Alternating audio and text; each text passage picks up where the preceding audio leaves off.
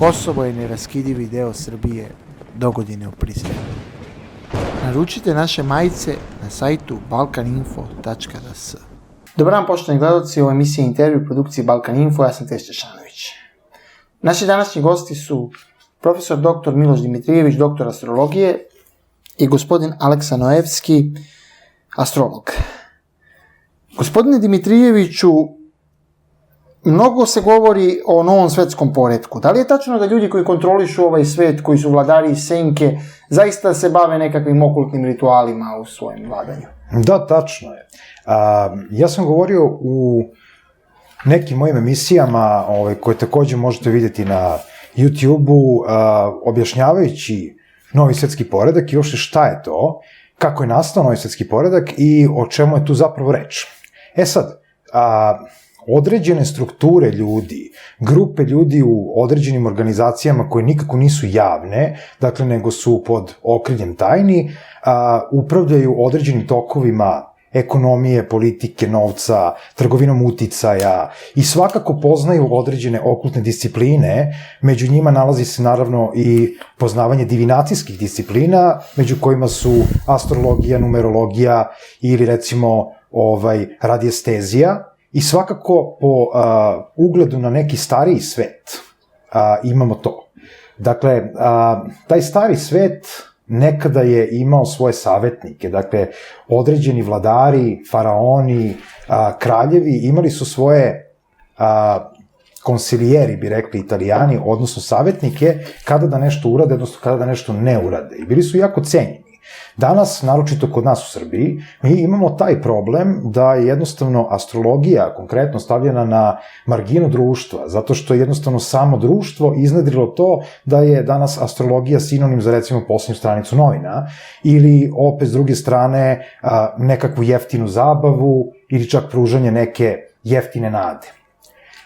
Ono što bih volao da istaknem kad je u pitanju novi svetski poredak, dakle, sami ti ljudi koji se bave kreiranjem strategija novog svetskog poretka svakako imaju svoje konsultante koji su zaduženi upravo za ovaj deo. I na osnovu kretanja planeta, dakle, oni samo provociraju određene događaje koji će biti u toj simbolici. I onda dolazimo naravno do sledećeg pitanja kako astrologija uopšte funkcioniše. Gospodine Noevski, da li su astrolozi mogli da predvide neke stvari koje se desile unapred, recimo dolazak Trumpa na vlast, da li je to bilo predvidivo? Apsolutno jeste.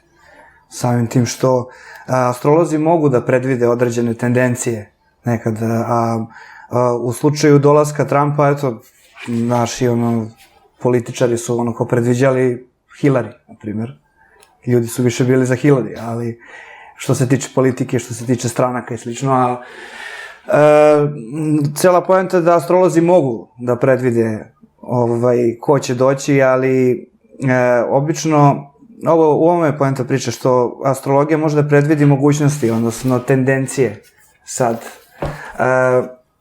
ljudi svesno ili nesvesno biraju te tendencije, većinom biraju nesvesno i bez dovoljno volje i slično, tako da, što se tiče Trumpa, situacija jeste bila da će na svetsku scenu izaći neki džoker, neka, kako kažemo, džoker karta.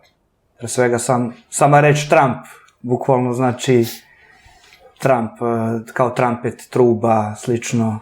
Tako da, što se toga tiče, mislim da jednostavno može da se predvidi, sad to ne mora da znači da će uvek ih predvideti, ali tako, što se toga tiče, toliko. Ali, što se tiče samo horoskopskog znaka Trumpa, on je nekako rođen da bude takav. Pa njegov horoskopski znak su blizanci. On je rođen u znaku blizanaca i on je sam po sebi onako jedan komičan čovjek, kako kažem, uvek imate neke nasmejane oči, kako da kažem. Klovan, zabavljač. Da, klovan i zabavljač i neko ko je pre svega populista, mislim, ali cela poenta priče tu je da su ljudi pre svega pomislili kako će on sad nešto tu da menja, kako će da napravi sad totalno neki antiglobalistički trend i on ima određene tendencije koje hoće da sprovede, na primjer, kao što su izgradnja zida i slično i sve, ali vezano za na primer, sam sistem i u Americi dalje tu je duboka država, kako kažu, deep state, koji je aktivan i on je deo cele te priče, mislim, ko to ne zna, on samo treba da pogleda, na primjer, onu večeru kod ovog biskupa njujorškog, je li tako? Jeste. Američka biskupska konferencija. Američka biskupska konferencija, molitveni doručak, gde na molitvenom doručku Hillary i Trump kao se nešto prepucavaju, a iza njih onako sedi Henry Kissinger, čovjek kulira. I on je iza senki u principu. U principu to se vidi, predstavljeno je svima na očigled, nema tu nikakvih senki, kako se to kaže, što se toga tiče. Pomenuo je gospodin Nojevski da je Trump u znaku blizanaca. Da li je to specifično za političare da budu blizanci? Pa ne mora da znači. Znači, sam znak određuje bazične karakterne osobine. Ne određuje ništa više. Dakle, to je sunce u poziciji tog znaka koje mi posmatramo iz geocentrične perspektive. Dakle, posmatramo sa planete Zemlje.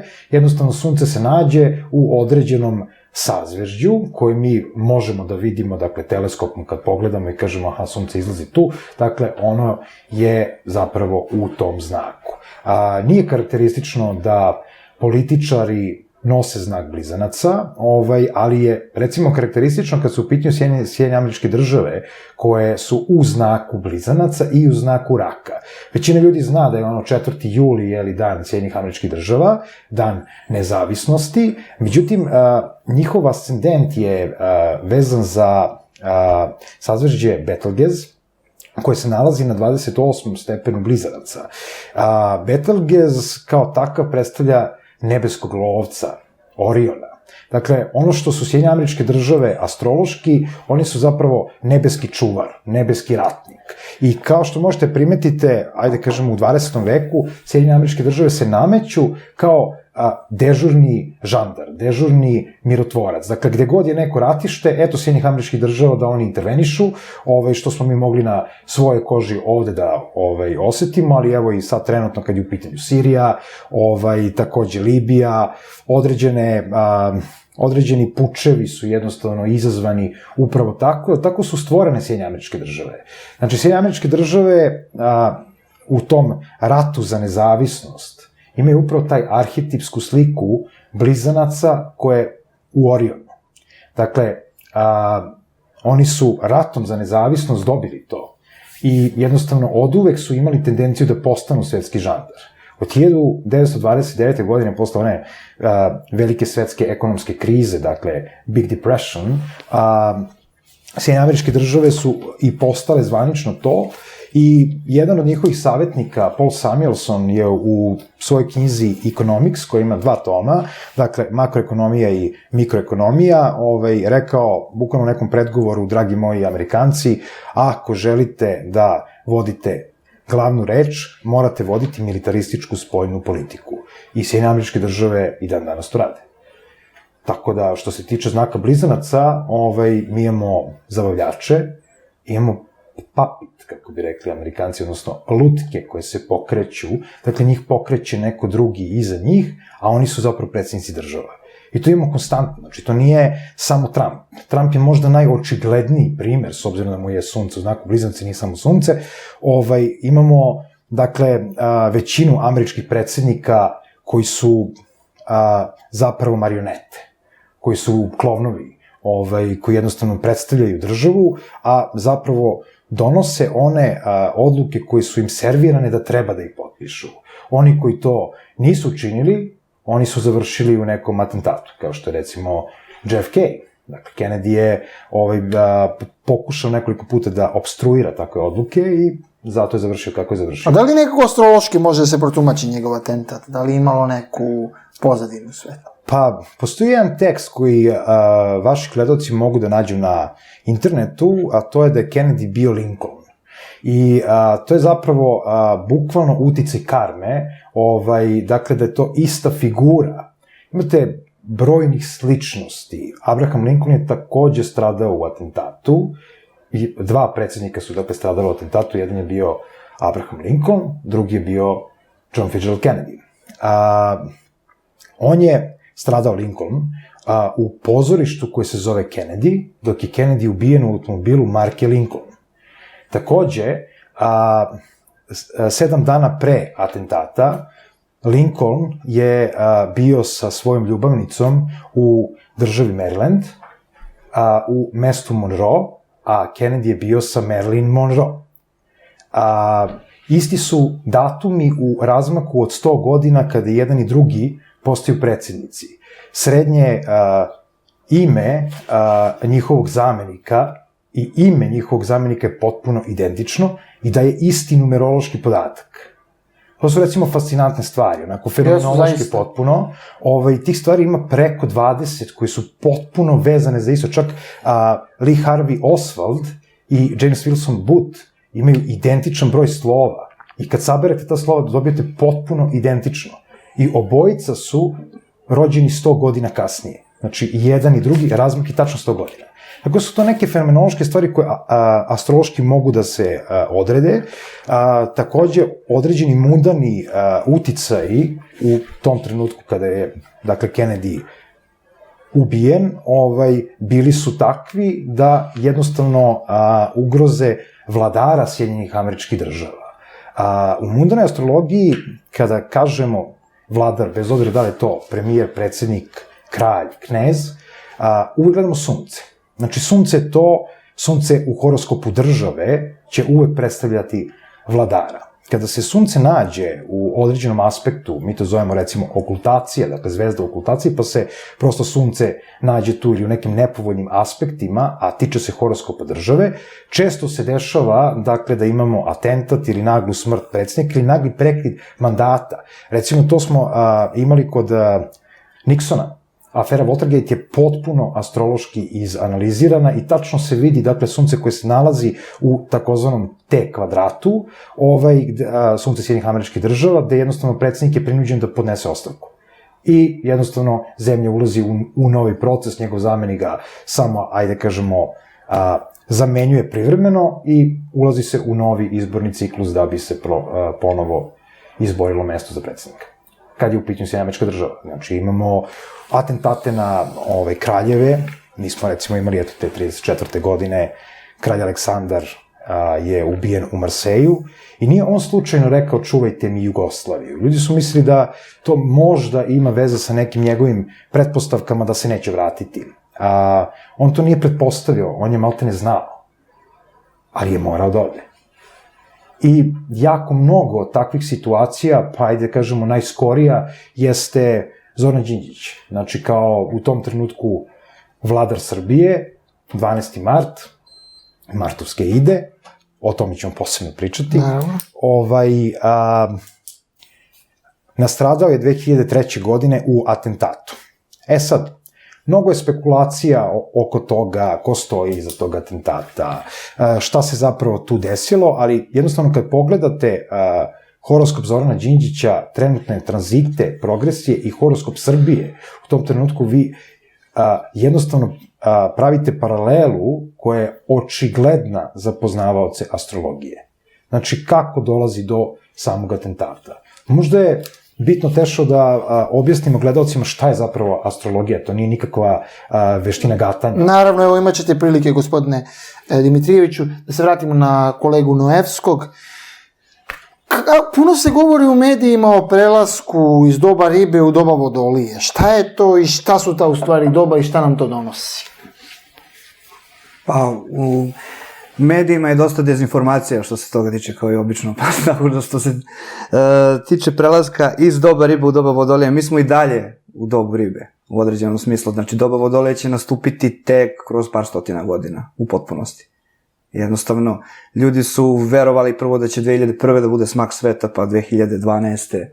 Pa uvek pomeraju sad taj datum za nešto kasnije i uvek misle da je prelaz između era problematičan. Tačno je da je prelaz između era onako, kako kažu, volatilan, da se dešavaju veće društvene promene i da se tada dešavaju i mnogi veći ratovi, razaranja, da se određena, kako da kažemo, frekvencija svega menja na planeti. Tako da što se tiče prelaska iz era ribe u eru vodolije, jednostavno glavna stvar je što će određene stvari, određena sveza se budi.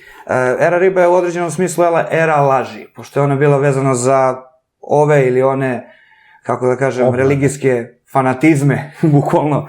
A era Vodolije je više bazirana, pošto je Vodolija pre svega ljudski znak koji je humanistički i koji, kako se to kaže, ne posipa vodu, to se zove Vodolija, ali ona posipa etar, kako se to kaže.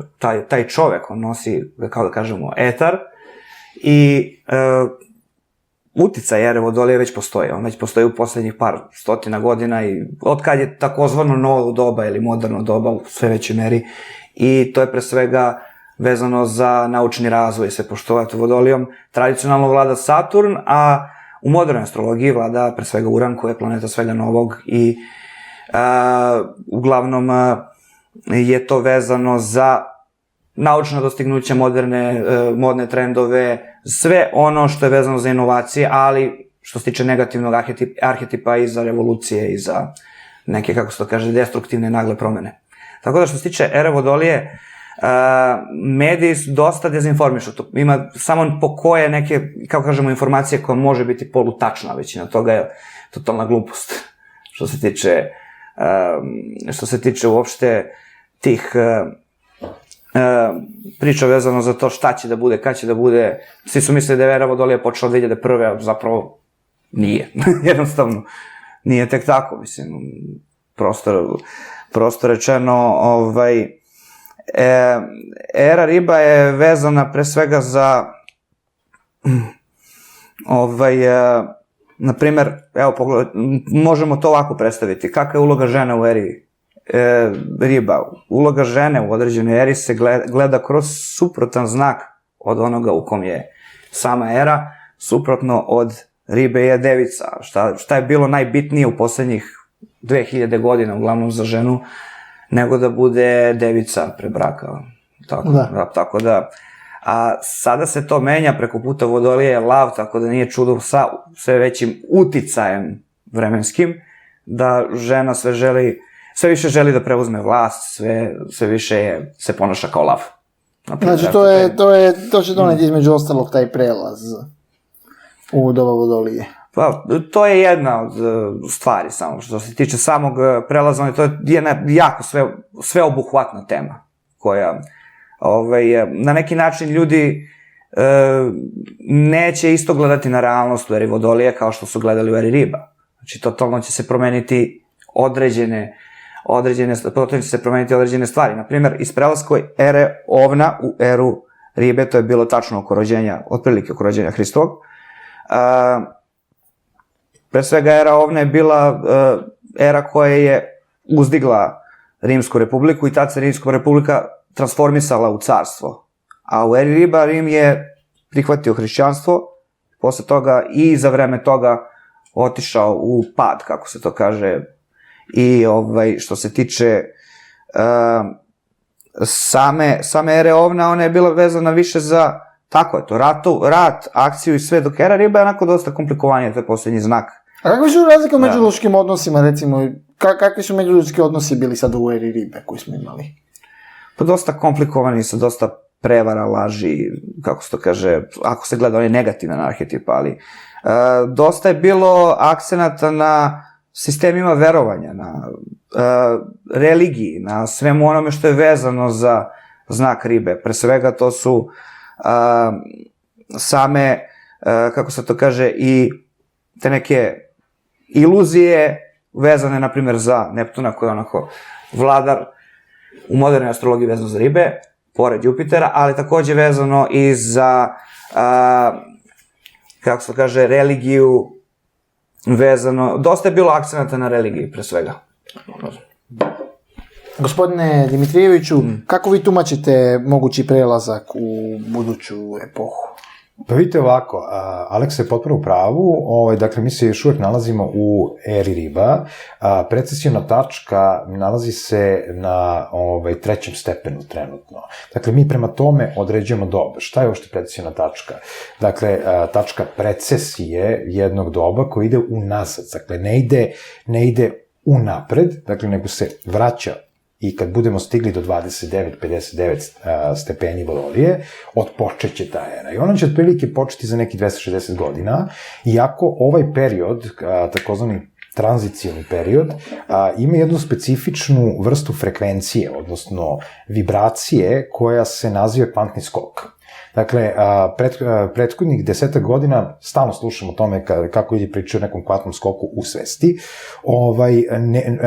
ne znajući da mi definišu šta je to. Dakle, dolazi do otvaranja tog vodolijanskog principa koji se na izvesan način meša sa principima riba. Aleks je potpuno u pravu kada kaže da je akcenat u epohi riba koja je trajala 2160 godina, znači traje još uvek, znači sad 2000 godina smo već u eri riba, da je akcenat bio na stvaranju određenih religija. Pa isto tako kad smo bili u epohi ovna, imali smo jako mnogo paganističkih religija.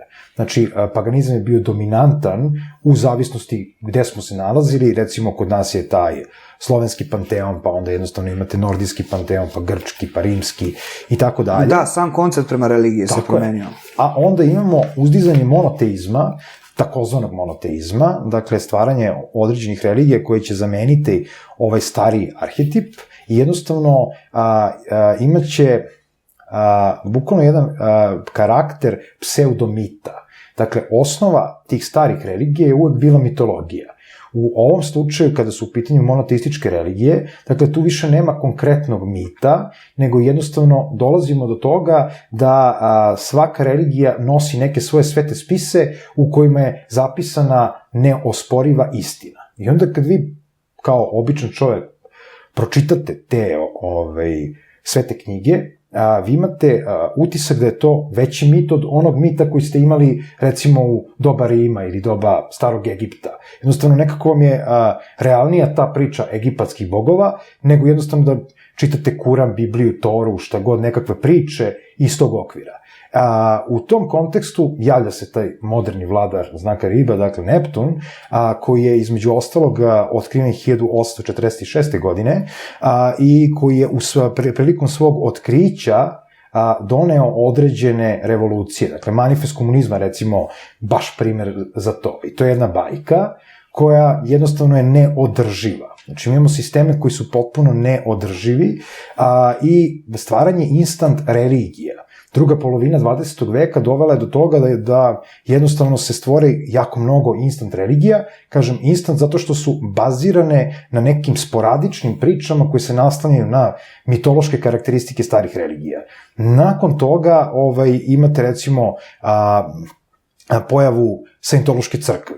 Imate pojavu jako mnogo frakcija hrišćanstva i izuzetno mnogo malih frakcija islama, podelu Jevreja. Ljudi kad jednostavno taj antisemitizam proističe upravo iz doba riba, iako ljudi ne znaju da su recimo Jevreji podeljeni na određene 3 grupe.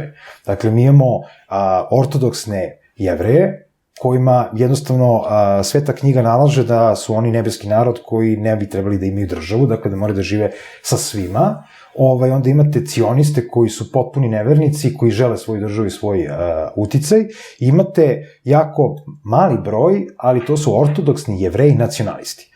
Oni su izuzetno ojačali u posljednje vreme i oni će izneti tu eru Vodolije. Sama era Vodolije, pored humanizma, s jedne strane, doneće i opet izvesne revolucije, naročito kulturološke revolucije su vezane za ljudski znak. To je, da kažemo, znak u kome se Merkur osjeća egzaltirano. Iako čak po udžbenicima naći ćete da je Merkur egzaltiran u znaku Device, koji je jedini ljudski ženski znak. Međutim, suštinska promena zapravo ne nastaje promena doba.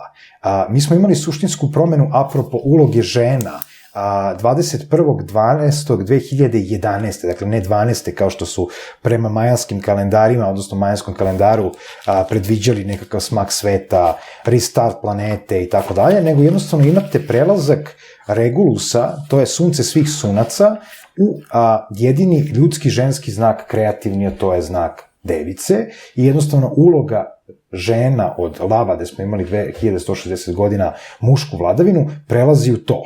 Tako da će se mnoge institucije ili takozvani dečački klubovi, kako ja volim da ih zovem, prilagođavati upravo uticaju žena. Pa tako recimo imate sve veći okvir ženske masonerije. Ženske masonerije, to je zanimljivo. Za ženama nije zabranjen pristup masoneriji. U regularnim ložama jeste. Dakle, regularne lože su isključivo, ne računamo francuski orijent, okrenute prema muškim klubovima. Ali zašto? Znači, prva loža nastaje kao velika loža 1717. godine, Grand Lodge of England, velika loža engleske. Dakle, ujedinile su se 3 lože u Londonu i napravile prvu veliku ložu. Zapravo je masonerija kao spekulativna masonerija nastala u Francuskoj. 1684. gilde se udružuju, napravili su, prvi sabor i tu se etablirala prva loža, zajedno sa tadašnjim škotskim kraljem u egzilu, koji je spremao jakobitsku revoluciju, dakle, da se vrati u Škotsku. I interesantno je, dakle, da sama masonerija nastaje u Francuskoj, što ćemo kasnije imati kao primer, recimo, američke revolucije ili francuske revolucije, koja je bila donekle u sprezi sa samom masonerijom. Sad, 1934. godine, ista ta loža, dakle, engleska velika loža, formira prvu žensku ložu, takozvano časno sestrinstvo, gde su samo žene. I regularna masonerija, dakle, ima i svoj ženski deo, koja se ne meša sa muškom masonerijom.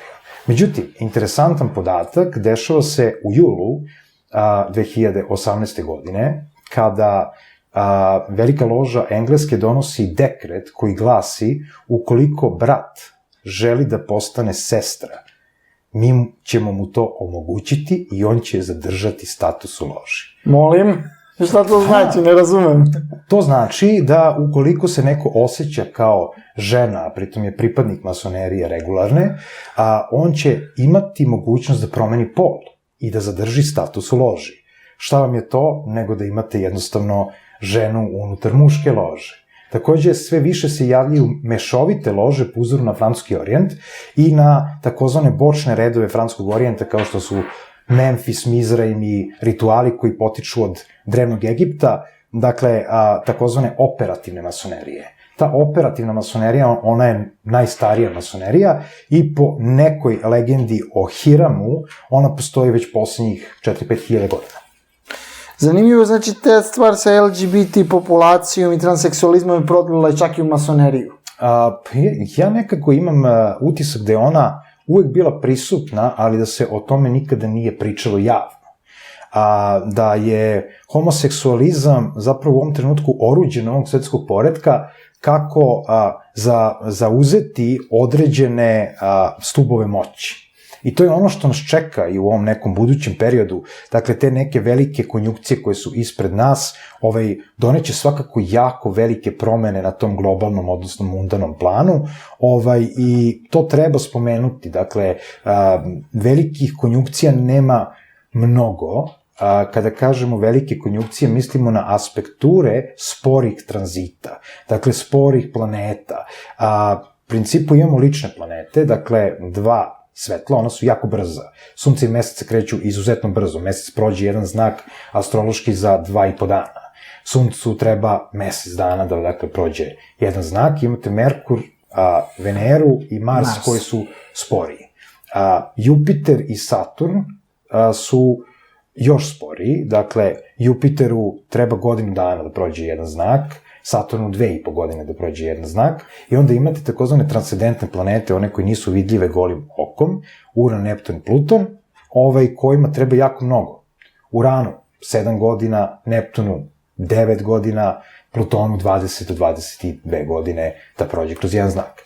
O tim velikim konjunkcijama vredi raspravljati kad je u pitanju mundana astrologija, odnosno svetska astrologija koja će promeniti određene snage, odnosno političku scenu, ekonomiju i tako dalje. Aleksa, pomenuo je Miloš promene koje se dešavaju. Primetno je, ako se posmatra popularna kultura, da se sve više forsira homoseksualizam, da recimo ovi rap muzičari izgledaju sve feminizovanije, izgledaju onako sad ko žene, imaju neke farbane dredove, nekako ide sve ka tom nekom androgenom biću. O čemu je reč? Pa neki kažu da je to vezano za smenu era, na primjer, iz ere ribe u eru vodolija, ali to je pre svega vezano za to šta se promoviše u novom svetskom poretku na neki način. To je jedan samo jedna stavka u celoj priči, zato što treba da izbrisati razliku između toga šta je muško, šta je žensko, jeste, to je i ranije bilo, neko se rodi u muškom telu, osjeća se kao žena i obrnuto, ali stvari tu idu dobraga u smislu da jednostavno, evo, ovde sada u Srbiji možeš da promeniš pol uz neke, kako kažem, nepreterane pare, pošto država daje subvencije, jel tako, ako ti se rodi dete, nema ko da mu spali pupak, pošto nema dovoljno medicinskog kadra, znaš, što se tih stvari tiče, tako da, treba ipak odrediti prave prioritete. Bitnije je da li će neko detetu da spali pupak ili ne, valjda, nego da li ćeš ti za male pare odmah tek tako da promeniš pol, mislim, zar ne? Ali što se tiče, mislim da ne odlazim sad u tu temu, previše stvari u tome što su, to nije kraj priče. Kraj priče je kad čovek jednostavno prestane da bude uopšte čovek, na ovaj ili onaj način, samo što se ne ide na pravi način do toga. To zove transhumanizam, pre svega. Kada će čovjek biti, na primjer, genetski modifikovan, pa imati kibernetske nastavke i slično i modifikacije, pa samim tim šta je onda definicija toga biti čovjek ili ne uopšte po tom pitanju, biti ljudsko biće, pošto neki će ljudi biti polumašine, navodno, neki će imati teške genetske modifikacije. Na primjer, nekih za vreme, pošto je uran, na primjer, vezan za nove trendove, za tehnologiju i sve po svojoj simbolici, kada bude boravio, na primjer, u znaku raka, to će biti 30. godina 21. veka, tada će ljudi pre svega misliti da mogu, na primjer, želim da moje dete ima plave oči, a ne brown vaši, okej. Naprave tu, razumeš, modifikaciju genetsku i to bude tako, mislim, a da postoje mnogi drugi aspekti te priče, mislim, što se tiče polariteta, oni su jasno ustanovljeni na neki način, ali svi mi unosimo u sebi i mušku i žensku energiju, pre svega, znači, ali to ne znači da je sad neko ko nosi u sebi, na primjer, pola muške energije, pola ženske, da on automatski možda bude transrodna osoba. Nema to toliko veze s tim. To postoje oni šamani u džungli, oni izjednače mušku i žensku energiju, yin i yang, crno i belo i dođu do nekog nivoa oslobođenja, kako se to kaže, ali oni samim tim nemaju potrebu da menjaju pol, oni su to što jesu sad. Da li neko želi da menja pol ili ne, to njegova lična stvar. Ali takođe jedna od stvari koju si tu pomenuo jeste odnos tehnologije i tih astroloških doba. Evo, svedoci smo u poslednjih 20 godina naglog tehnološkog razvoja. To je upravo od kada je otkriven uran od strane Viljama Herschela, ta planeta je prvo... 1781. da. To je tačno pred te revolucije, tačno uoči industrijske revolucije, za vreme, znači, američke revolucije, pre francuske revolucije. Toliko, ta planeta u tom nekom negativnom smislu, zategnutom i znak Vodolije takođe u tom nekom negativnom smislu, što se tiče arhetipa, je vezan za tu neku revoluciju. Tako da taj uran je toliko vezan za tehnologiju. Od tad tehnologija kreće da se naglo razvija u odnosu na pre. Pre je praktično bilo preindustrijsko doba u poznatijoj istoriji. Naravno, istorija nije išla tim putem kojim svi mi zamišljamo da je išla. Neki kažu da je bila ciklična. Pa u većoj meri je ciklična.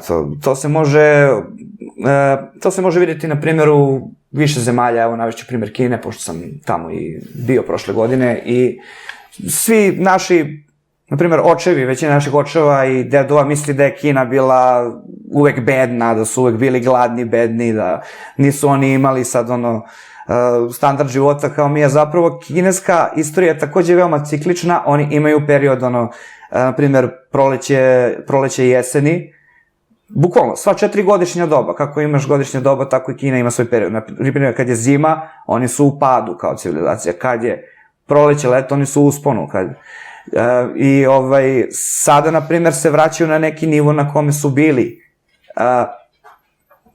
za vreme Ming dinastije, na primjer, gde su bili poprilično na vrhuncu, čak u odnosu na renesansnu Evropu po pitanjima i na razvoja medicine takođe, nutricionizma, određenih grana nauke, umetnosti i tako dalje. Tako da, istorija jeste ciklična pre svega, a ako se to sagleda dvodimenzionalno, kada ti to sagledaš trodimenzionalno, onda sve to ide u spiralu. A neki kažu da ima i više dimenzija.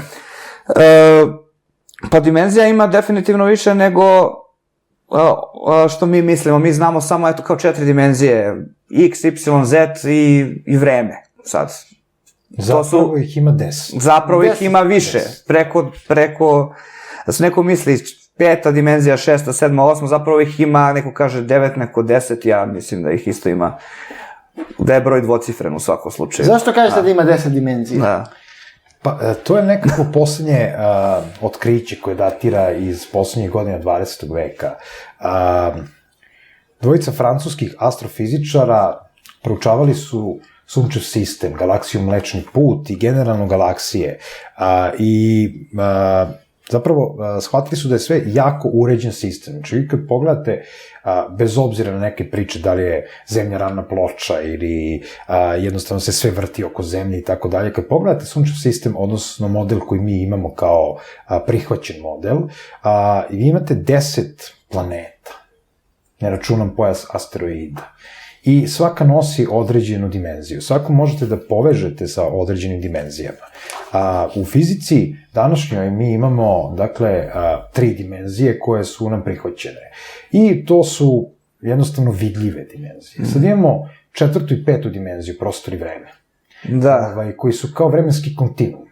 A zapravo one faktički nama nisu vidljive i zato ih mi percipiramo na određen način kao što su Grci percipirali nulu, koju nisu imali. Dakle, mi gledamo da nemamo vremena po našem časovniku. Pogotovo kad je 10. dimenzija u pitanju, pošto ona je sveobuhvatna. Znači, tu imamo 5. Imamo još 5 takozvanih reverzibilnih dimenzija. Šta to znači? Da svaka dimenzija od ovih 5 koja nam je poznata ima svoju opoziciju, svoj oportunitet. Dakle, ona se ne razgranava samo u jednom pravcu. Znači, ona nije linearna, nego je vertikalna. Svaka dimenzija ima i svoju linearnu priču, koja je nama vidljiva, i onu koja nije, dakle, ona koja je vertikalna. I u tom smislu astrofizičari su došli do zaključka da jednostavno postoji 10 dimenzija. Ali pomenuo si razvoj interneta, recimo razvoj interneta, koje astrološko doba je uzrokovalo?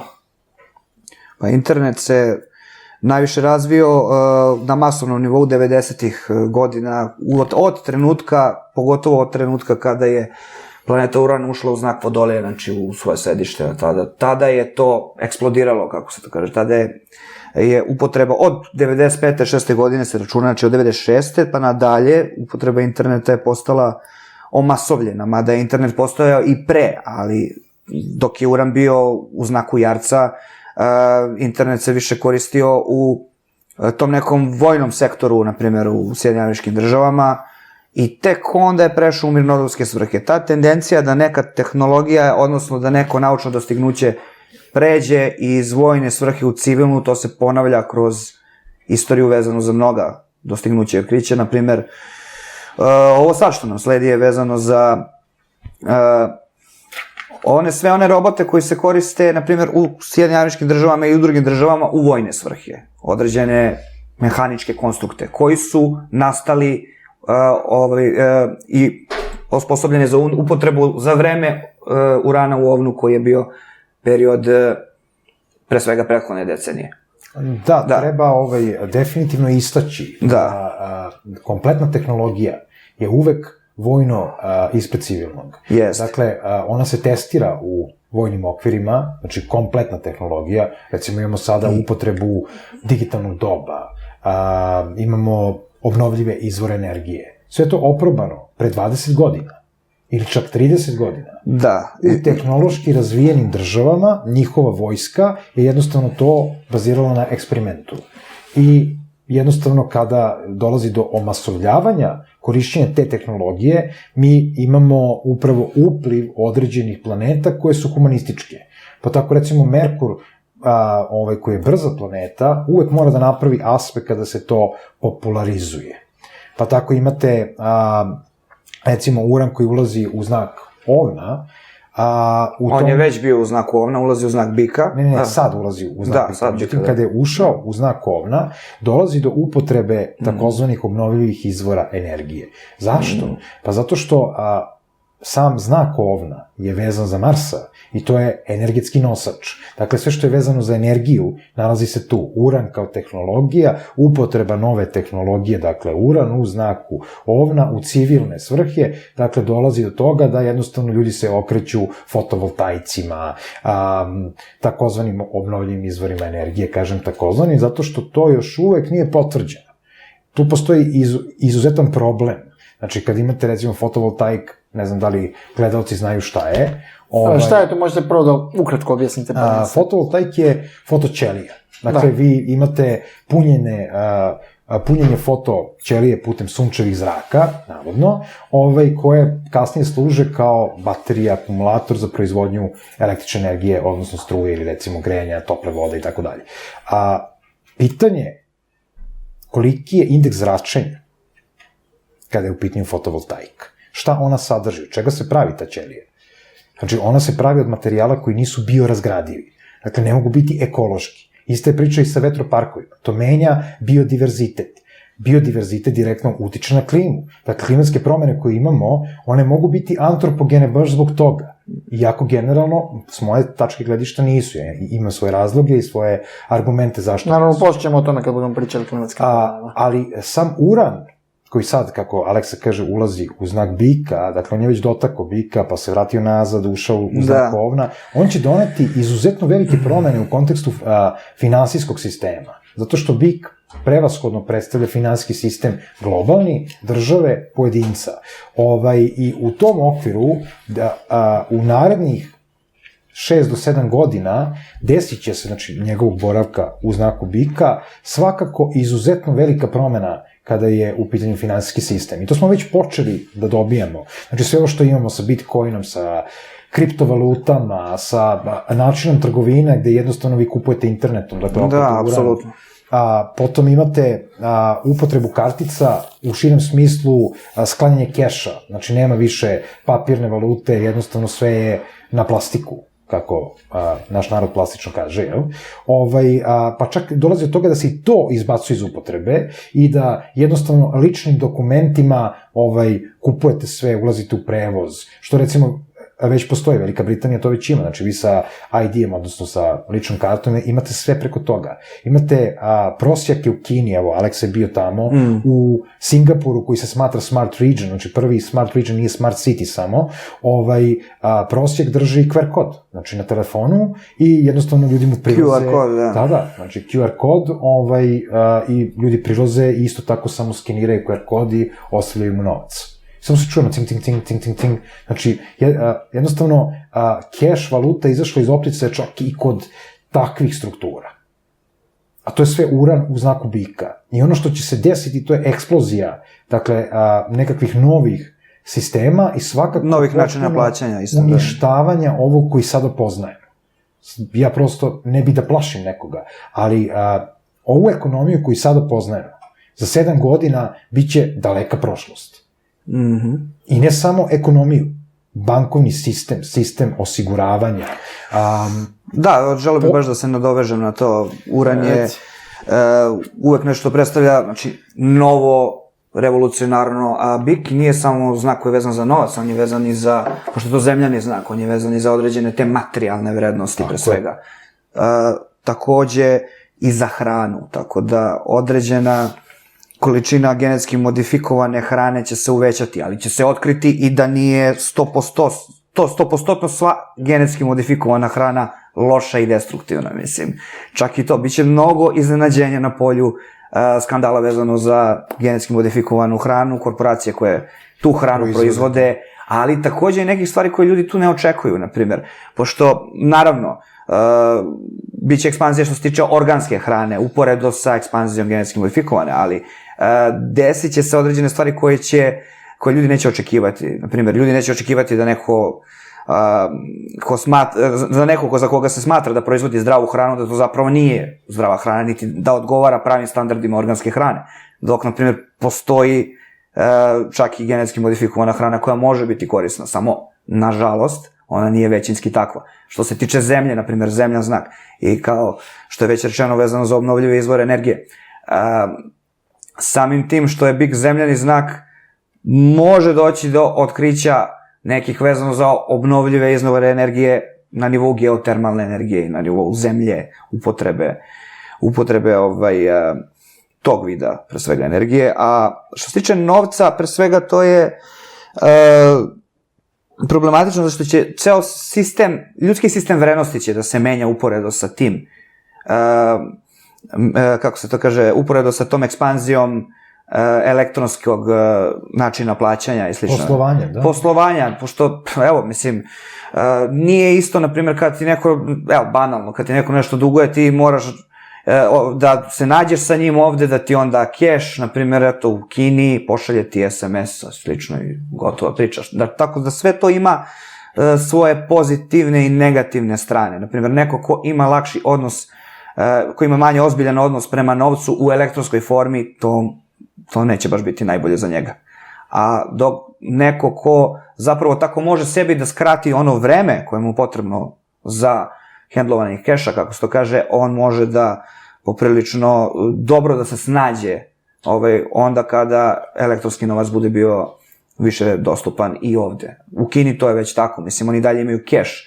Kako to izgleda, pošto ti neki kažu da je Kina 22. vek, pošto oni u principu žive mnogo stvari... Oni su 21. vek, pre svega. 21. vek. Da, pa oni su baš onako, neko kaže da je Narodna Republika Kina, da je, na primjer, vodolija, pre svega, ali generalno Kina je vezana za znak vage, a samo podneblje tamo je bik opet, a sama Kina je vezana za znak vage, tako da to je sve vezano za planetu Veneru koja je upravo vezana za novac, za vrednosti, za materializam.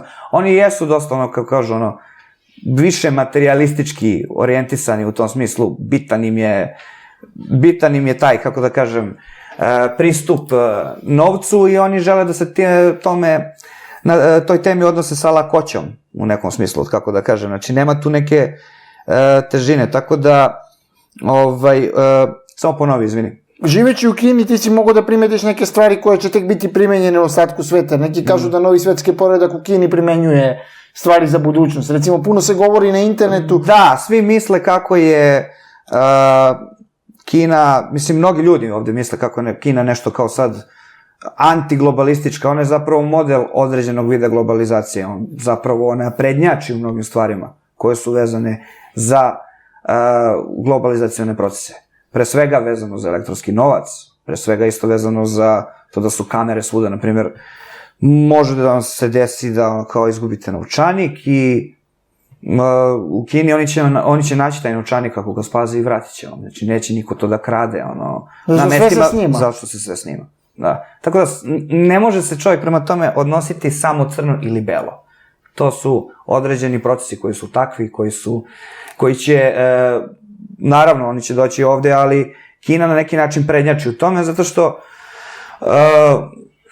kako kažem, evo, osvrnut ću se malo na taj sistem tamo. Svi ljudi misle, mislim, kao to je neki sad socijalizam, komunizam ili to je skroz kao kapitalistički sistem. Pa ne, to je pre svega jedan dualni, hibridni sistem, gde oni imaju pre svega mešavinu tog klasičnog državnog dalekoistočnog kapitalizma Japana, Južne Koreje, Singapura, na primer, neku verziju toga u mešavini sa socijalizmom koji su prilagodili sami sebi. Znači, nekoga to podsjeća na bivši jugoslovenski socijalizam, ali to može samo da podsjeća. Pre svega, Kina je velika država, unitarna je i nalazi se na tom geografskom položaju na kom se nalazi, gde je ona dobrim delom zaštićena od te vetrometine, kako se to kaže, na kojoj je Balkan, na primer, tako da ona može to da iznese. Samim tim i kineski narod je istorijski, tradicionalno bio vođen ka jednoumlju. To je najveći narod, pre svega Han narod u Kini, koji je vođen ka tome da ima neku vrstu jednoumlja. Sad kad je tamo jednoumlje, ti možeš onda da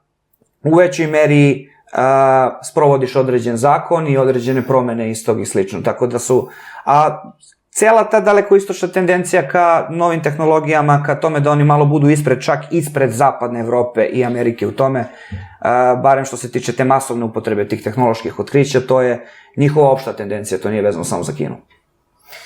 A da li recimo astrologija može da nam pomogne da predvidimo kada će se desiti prva pojava veštačke inteligencije i generalno fenomenu veštačke inteligencije? Pa već se desilo, bar ono što ja znam. Desilo? Da, kako da ne, recimo robotika, kad pričamo o artificial intelligence ili veštačke inteligencije, mi smo prošle godine imali robota, odnosno kiborga, koji je dobio državljanstvo. Dakle, mi imamo prvog kiborga koji ima državljanstvo i on se zove Sofija. Kada su pitali istog tog robota kako znaš da si robot, ona je odgovorila kako ti znaš da si čovjek.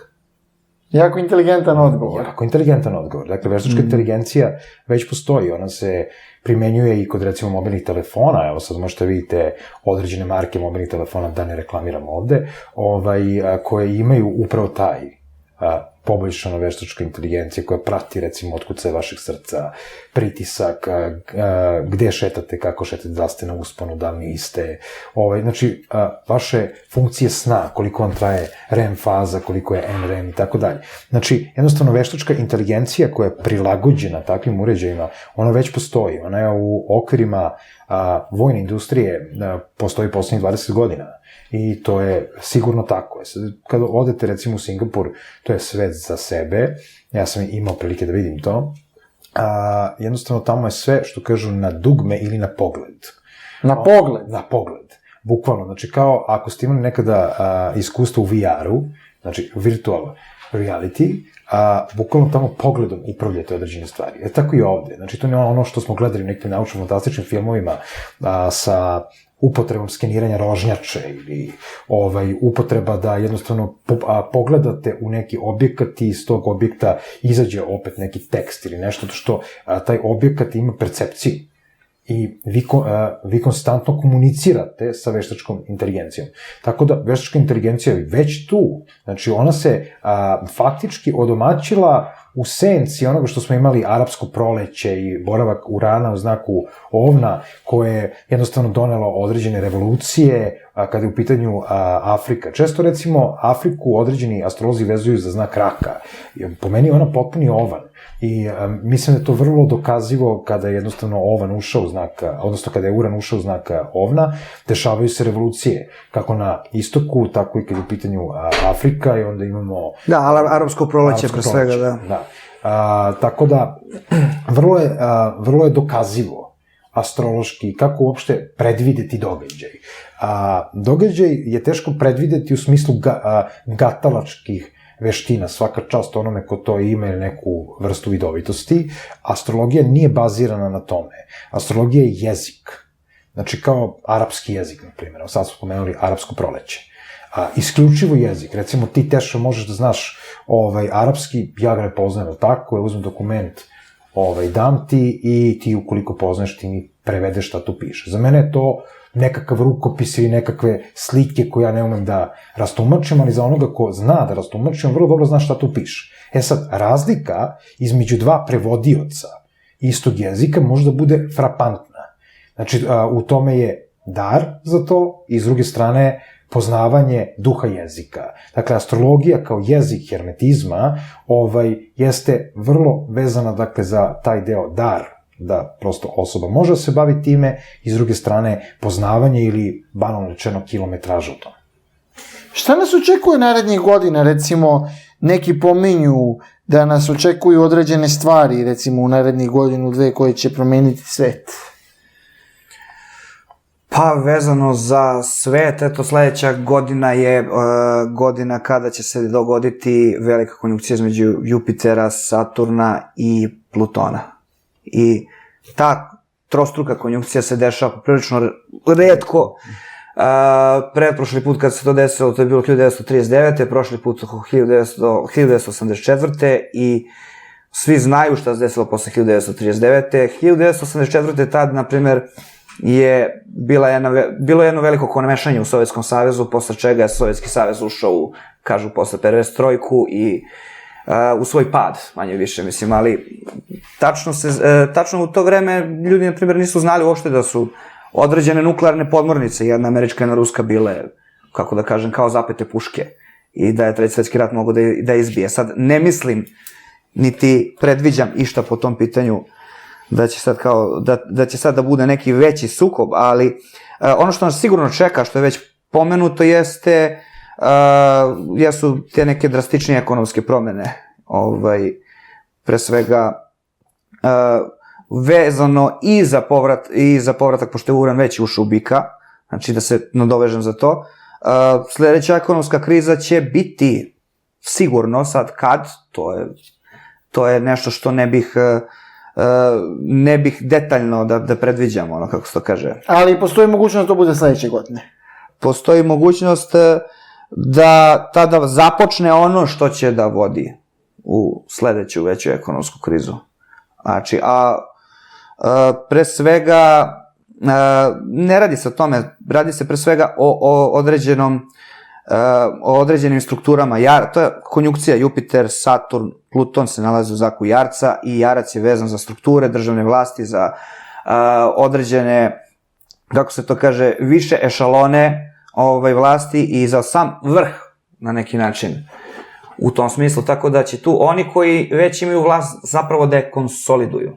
Sad, a koje će posledice te konsolidacije da budu, to ostaje da vidimo. Sad, ne mora da budem ni, kako se kaže, čak ni površan ono što se tiče ekonomije, da kažem da jednostavno da je mehur narasao i da će jednog dana isto ponovo da li će sad to biti u sledećoj deceniji, to nas očekuje skoro sad.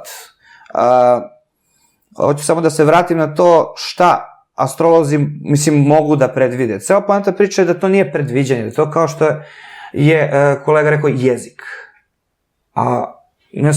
Jezik kaže, na primjer, ako je, na primjer, uran je prešao iz ovna, prelazi u bika, to znači u prevodu uran tehnologija, novo, ovan, vojno, početno, bik, materijalna razrada, civilno, to znači da ono što je oni roboti iz vojne upotrebe i one tehnologije iz vojne upotrebe vezano za robotiku prelaze u civilnu upotrebu, odnosno šire su u civilnoj upotrebi za vreme urana u biku.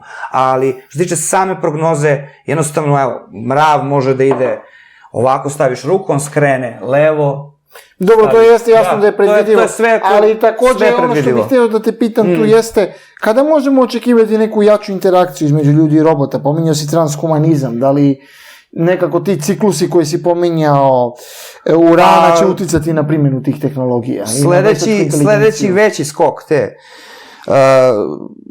veštačke inteligencije, ta veštačka inteligencija se onako, kako kaže, progresivno razvija, dosta se razvija, ali za vreme, na primjer, urana u blizancima, nekih tako 8 godina od sada otprilike, pa nadalje, znači sledeća decenija, tada će da bude upotrebe, na primjer, veće upotrebe robota u obrazovne svrhe posle 30. godina 21. veka, roboti će ući u domove, na primjer, 30. i 40. godina sigurno i zamenit će mnoge poslove koje obavljaju ljudi, što će napraviti, naravno, socijalne probleme, kao što to i ide, pošto i ovako mnogi poslovi izumiru, a sa većom upotrebom robota može samo da se desi eskalacija istog.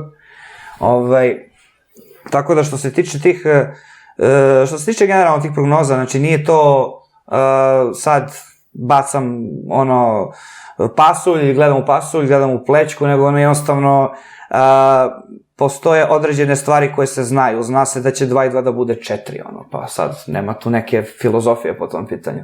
Jednostavno, i logički se to može znati. Sad, astrologija je jezik koji predstavlja bukvalno sve te tendencije, i prošle i buduće, znači ono što je bilo, to će i biti i tako dalje. Jedna od stvari koja je obeležila prethodnu deceniju jeste i svetska ekonomska kriza 2008. Da li je ona bila predvidiva? Da, apsolutno je bila predvidiva. Znači, 2008. godina takođe je bila nosilac određenih promjena u tom ekonomskom sistemu.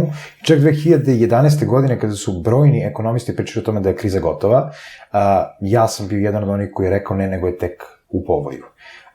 Ona traje i dan danas, znači mi nismo isplivali iz toga, ona je uvod faktički za ono što će doneti uran u biku, a sigurno će doneti, pored promene monetarnog sistema, i krah ovog prethodnog. Jer uran je takva planeta, znači jednostavno ona se kreće kontra. Znači ne bukvalno kontra, nego jednostavno kao lopta rotira. jedina ima tu vrstu rotacije. I uran će uvek morati da sruši prethodno da bi doneo ovo nešto novo. U tom kontekstu svetska ekonomska kriza će se, s moje tačke gledišta, finalizirati 2022. godine, kada će se jednostavno ovaj sistem koji sada poznajemo, a najavio sam to malo pre, potpuno će nestati. Dakle, Svetska banka, Međunarodni monetarni fond, BRICS savez, bilo šta u tom kontekstu velikih finansijskih institucija prestaće da postoji ili će prestati potreba za postojanjem istih. Isto je priča vezana za 2020. godinu kada Evropska unija čeka potpuni debakl. Znači, Evropska unija ima rok trajanja i njen rok trajanja ističe 2020. godine. I tad se dešava, dakle, 12. januara 2020. godine imamo tu veliku konjunkciju, odnosno susret Saturna i Plutona, koji će jednostavno označiti kraj jedne ere u tom nekom smislu.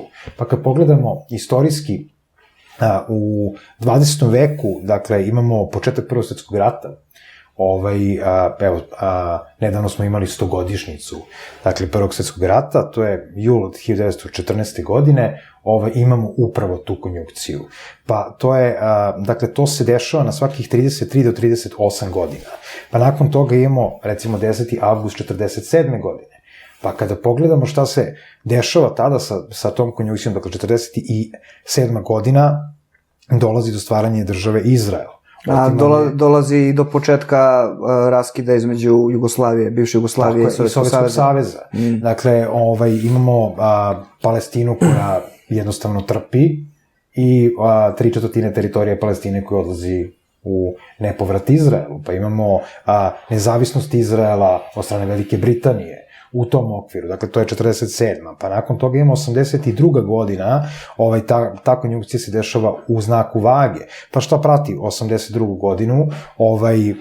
To je početak raspada Jugoslavije. Dakle, to je najava ratova koje će uslediti i opet imamo tu vrstu krize. Pa onda imamo 2020. godinu koja se tu dešava u Jarcu, jer Srbija jeste Jarac. Astrološki vrlo će to pogoditi, naročito našu državu i određene države, evo kao što možete primetite, Velika Britanija. Velika Britanija jeste devica, ali Engleska koja rukovodi čitom toj pričom je Jarac. Ona je vrlo tradicionalno usmerena. U tom okviru Brexit dešava se upravo kao to, kao najava onoga što će tek uslediti. I onda tu postoji vrlo velika konekcija engleske Kine, engleske Rusije, Kine Rusije, Brazila koji je takođe u svemu tome i na koji način će se to realizovati. Astrološki je to vrlo vidljivo. Znači nije to tajna za astrologe da protumače ono što će se izdešavati, ali snaga astrološkog predviđanja jeste ne predvideti samo jednu stvar, nego predvideti grupu stvari i na taj način se ubaciti u kolosek koji će formirati ta buduća vremena ili godine ispred nas. Ja tvrdim, kao neko ko poznaje ovu materiju dovoljno dobro, da se od 2019. dakle sada, do 2025. godine svet potpuno menja. Znači, snaga, odnos, strukture i moći će se potpuno promeniti. I to će se videti vrlo brzo. Već u ovoj godini, naravno i naročito, mi ćemo imati izuzetno mnogo sukoba od 2020. do 2024. godine. Tu će biti izuzetno mnogo žarišta. To je kritičan period. Apsolutno kritičan. Znači, tad ćemo imati pojavu izuzetno teških stradanja, ratova, naročito u simbolici Jarca. Opet kažem, to može zvučati kao apokaliptično kad je u pitanju Srbija, s obzirom da je i Srbija u znaku Jarca, ali jednostavno ne može više da dođe do tog status quo varijante. Znači, koliko god smo mogli da koketiramo sa tom status quo varijantom, kontrolisani sukobi, jednostavno mirnodopska priča prema svima u regionu i tako dalje, jednostavno sad se već zahuktava to. Evo, imate Makedoniju. Makedonija je odnedavno postala Severna Makedonija, i imate, dakle, opet arhetipsku sliku jarca, tako? Znači, naravno, jarac je tipa zimski znak, tako da mnogi zamrznuti, pošto je zima kao zamrzavanje na severnoj hemisferi, mnogi zamrznuti će se odmrznuti, znači mnogi zamrznuti konflikti će da se jednostavno odmrznu kao iz permafrosta, bukvalno, kao iz dubine zemlje, znači sama simbolika Plutona u znaku jarca jeste da svi ti neki podzemni unutrašnji strahovi koji su od uvek tu iz prošlosti izlaze na površinu. Sad, tako da nema pod navodnim znacima onog konflikta koji se nije zaista završio, a da ljudi očekuju pa sad će to da se završi jednostavno, nego mora da postoji neki, kako se kaže, klimaks u celoj priči, a to će upravo biti kad je navedeno. A kako gledate na mogućnost Trumpovog drugog mandata? Jako interesantno pitanje. Sad, završetak Trumpovog prvog mandata će biti jednako spektakularan kao njegov dolazak na vlast. To mogu sigurno ovako da tvrdim, čak i kao laik, ne moram uopšte da se osvrnem na astrologiju ili na neku političku analizu. Jednostavno, to je u njegovoj prirodi da će on sići sa vlasti jednako spektakularno kao što je došao. Ako ne i spektakularniji. Sad, mislim da lično ne znam da li će biti njegov drugog mandata, sad ne znam da li kolega to zna. Malo je nezahvalno pitanje, ali... Da, lično... Ja se nisam bavio njegovim drugim mandatom. Da, niko se tim nije bavio. Međutim, poznajući njegovu kartu, onako iz sećanja i prilike koje nam se, ajde kažem, mundano dešavaju, iskreno ne verujem u to. Mislim da će protiv kandidat, ako uopšte Trump bude izabran za jednog od kandidata, opet biti neki muškarac. Sad, da ja prosto ne zvučim da pobijam sam sebe u onome da žene preuzimaju vlast, ali u Sjedinjenim Američkim Državama tu fiktivnu vlast, kakav je prosto Donald Trump kao predsjednik, teško da će ikada moći da vodi žena iz nekih drugih razloga. Znači, kogod da je protiv kandidat, recimo se sad pojavi Condoleezza Rice koji hoće se kandiduje za predsjednika, i da je protiv kandidat bude potpuno nebitno, neki pajac, mislim, neki muzičar, eto, neka bude iz nekog okvira countrya. Jednostavno... Može i basista kisa da bude. Pa može i basista kisa, naravno, da. Svakako će taj neko dobiti. Znači, jednostavno, to je postavljeno unapred. I potpuno je nevažno ko je tu. Znači, Trump je tu da prosto zabavlja narod. To je ono hleba i igara i on upravo to pravi. On zabavlja narod svim svojim komentarima, on je jako atraktivan na Twitteru, jako aktivan. Da, on je samo označio kraj epohe vezane za aktuelnost i obavezu vezano za političku korektnost. Znači, samo je stavio je tačku na to, nema više političke korektnosti. Da će on biti taj koji će nastaviti svoj što se ljudima i svidjelo. Tim pre što se on jako potrošio finansijski za vreme ovog mandata. On je bio jako uspešan biznismen i na neki način kineski uzor još 2008. godine i 2009. i svi prosto koji poznaju Trumpa znaju da je on upravo takav, znači jako usmeren prema biznisu. S obzirom se jako potrošio za vreme ovoga, čak hoće svoj novac da investira, da sad... Dobro, nije mu ni prvi put, on je već bio na ivici bankrota, mislim, nije on slučajno izabran, baš zato što je više puta bio na ivici bankrota. Ali eto sad hoće da investira, pravi taj zid na granici s Meksikom, njegovim novcem, neće on da troši američke pare, jednostavno ulazi u neke sukobe sa Fedom, sa Senatom, to otvara prostor da jednostavno se neke stvari urade iza kulisa. I to je sistem koji svuda postoji. Dakle, kada imate zvaničnu vlast koja jednostavno maše nečim i oči javnosti su uprte u to, uključujući medije, narod i tako dalje, znači vi jednostavno otvorano se takav manevarski prostor da vi možete da napravite nešto što niko nije ni sanjao da će se desiti i na kraju samo donesete uredbu, zakon, šta god, o tome je već rasprava završena. Mi smo to recimo imali. Mi smo imali 2002. godina otpisivanje duga londonskog i parijskog kluba, takozvano otpisivanje. Pa smo imali uništavanje one 4 velike banke. Jedna od njih je recimo bila Beobanka. koji dan danas kao posluje, mislim, ona je navodno u stečaju, Invest banka, isto tako Jugo banka, čini mi se, ili Jugo banka, kako se već zvala, imali smo tu situaciju da su oči javnosti bile uprte u tada onako senzacionalno hapšenje bivšeg predsednika Miloševića. I u tom trenutku se iza kulisa obavljaju neki razgovori tadašnjih predstavnika političara, čim se su bili Dinkić, Labus, ne sjećam se da li je bio Božidar Đelić, moguće da je on, koji jednostavno prave spektakularan dogovor sa otpisom duga, a potom uništavaju ove 4 banke, ali to je bio dogovor. I kao, eto, one nisu solventne, pa ajde da ih tako prikažemo. I to oni su prikazali to kao pobedu, a ne kao poraz. Ali oči javnosti uprte u hapšenje Slobodana Miloševića. I to je to. Tako i ovo. Znači, Trump je tu koji maše, on to radi da bi obezbedio manevarski prostor da se neke stvari promene. I onda će se one i promeniti, samo ćemo mi naknadno saznati za njih. Mislim, mi kao obični ljudi. Znači, jednostavno, naročito mi koji živimo jako daleko od Sjedinjenih Američkih Država. I prosto ne znamo šta se tamo dešava, koji zakoni će se menjati. Slična priča desit će se i u kompletnoj Evropi. Znači, ono što nas verovatno više interesuje. Naravno, da. Ili, recimo, u našoj državi. Isto tako, znači, mi ćemo, ove generacije koje su sada tu, one će biti svedoci promena koje će se dogoditi. Kad kažem 82. 83. dakle, konjunkciju koju sam malo prespomenuo, upravo će te generacije preuzeti kormilo države. Znači, jednostavno dolazi taj trenutak. Ista je priča kao i, recimo, s generacijom Putin-Medvedev, koji isto imaju jednu veliku konjunkciju, i kada dolaze na čelo, jednostavno pravi se taj poligon za njihov dolazak. To je ista konjunkcija, oni su došli, jedan i drugi, upravo u periodu te velike konjunkcije, koji inače imaju u natalnim horoskopima. Da li ste proučavali, da si Aleksa proučavao Putinovu natalnu kartu i šta mi možeš reći o njegovom tipu horoskopa?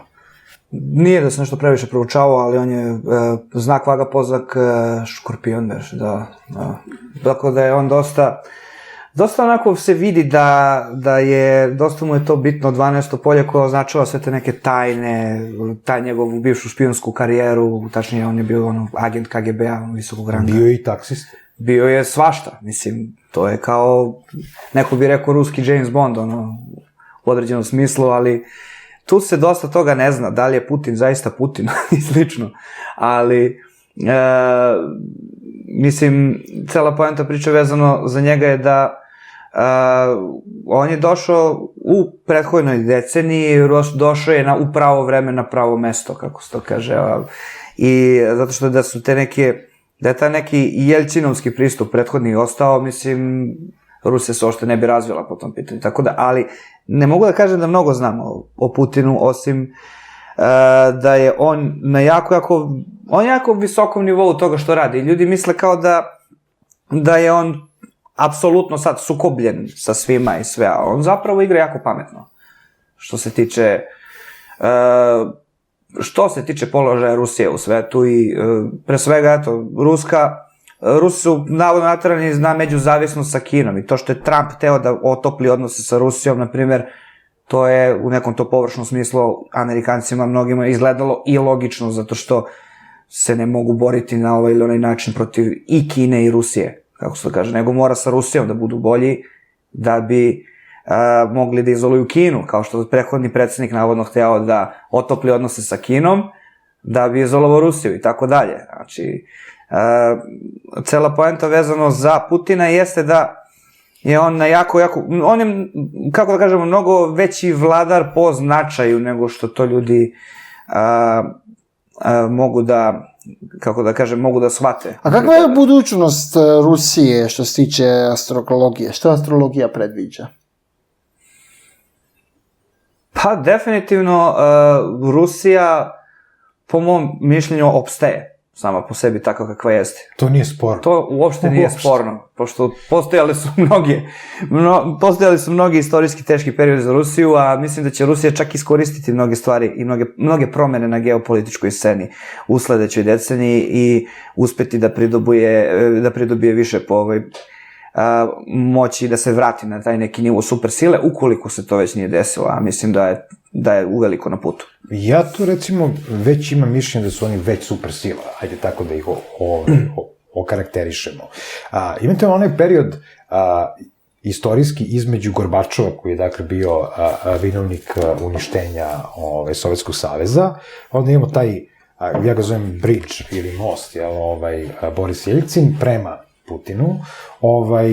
Dakle, dolaskom Putina Rusija se prilično etablirala kad je u pitanju svet. Sad mi imamo sankcije Evropske unije, tako, to je ono što je trenutno aktuelno kada je u pitanju Rusija. Međutim, to mnogo više šteti nekim evropskim zemljama nego što šteti samoj Rusiji, to je očigledno.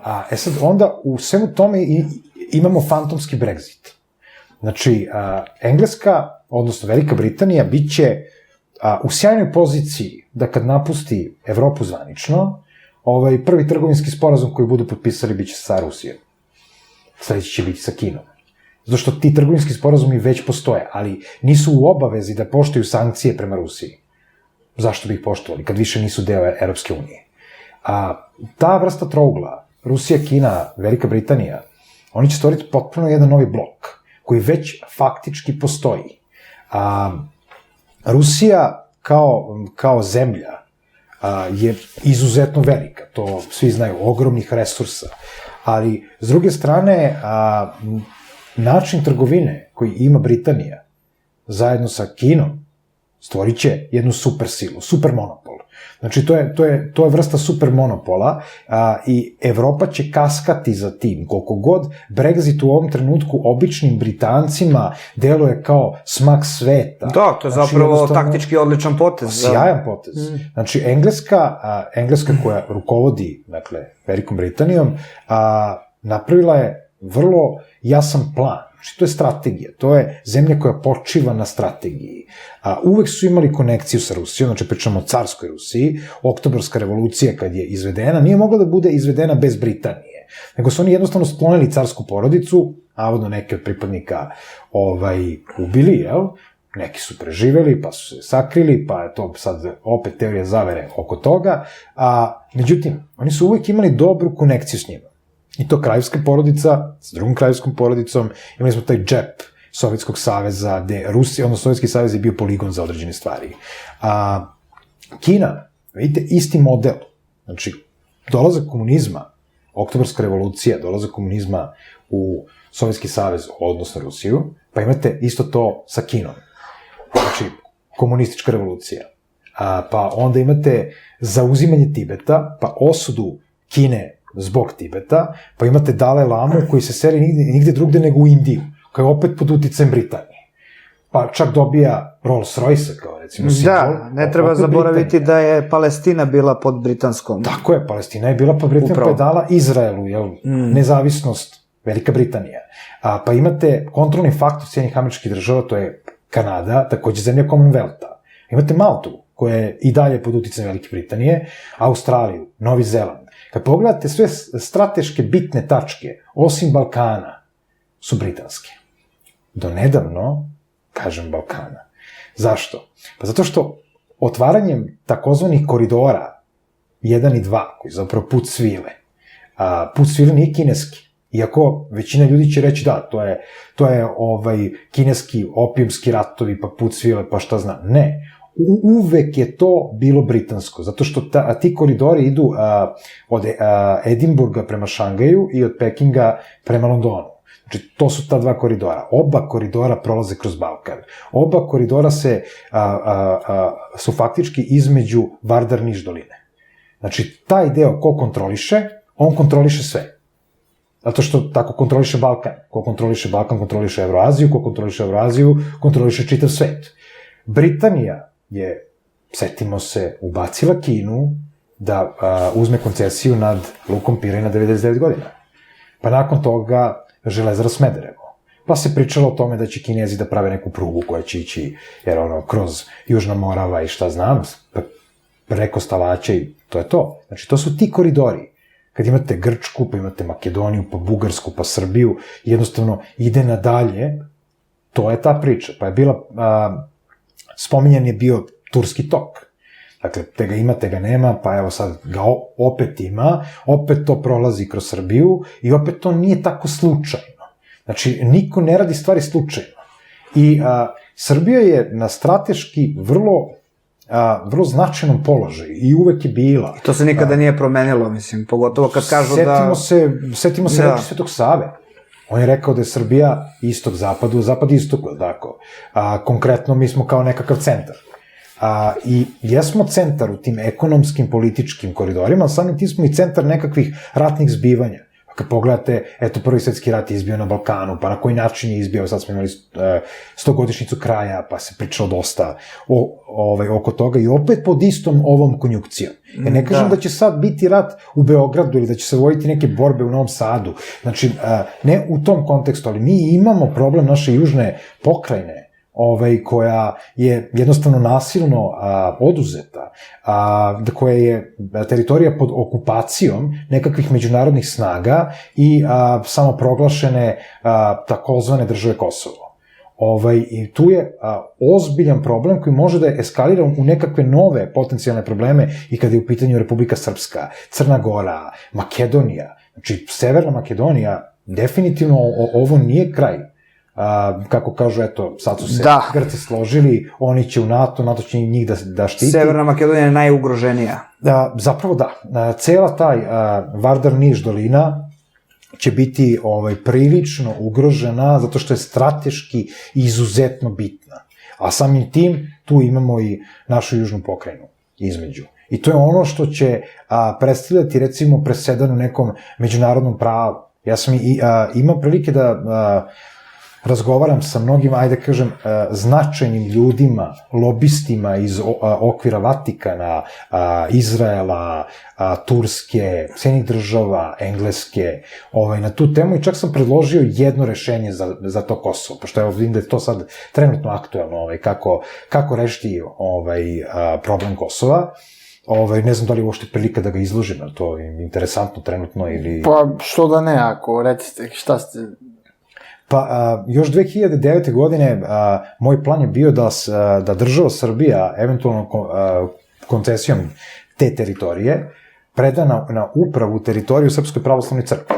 Iz nekoliko razloga. Prvo, tamo se nalazi Pećka patrijaršija, ali tako? Apsolutno. S druge strane, mi imamo preko 3000 objekata u kakvom takvom stanju koje pripadaju Srpskoj pravoslavnoj crkvi. Pre nacionalizacije, dakle do 1946. godine, 85% katastarski je to pripadalo Srpskoj pravoslavnoj crkvi. Jednostavno, logičan sled je da ta teritorija ponovnom restitucijom pripadne Srpskoj pravoslavnoj crkvi i da joj se da na upravu. Dakle, ta teritorija nije nezavisna, ali je data na upravi Srpskoj pravoslavnoj crkvi.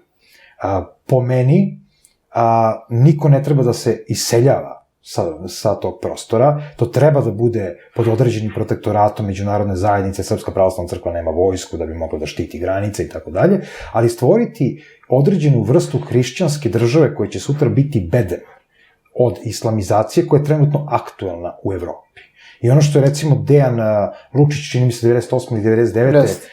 Šta? Jeste, 98. 98. Napisao knjigu Islamska republika Nemačka, što se dešava trenutno, jeste upravo ono što se dešava u kompletnoj Evropi.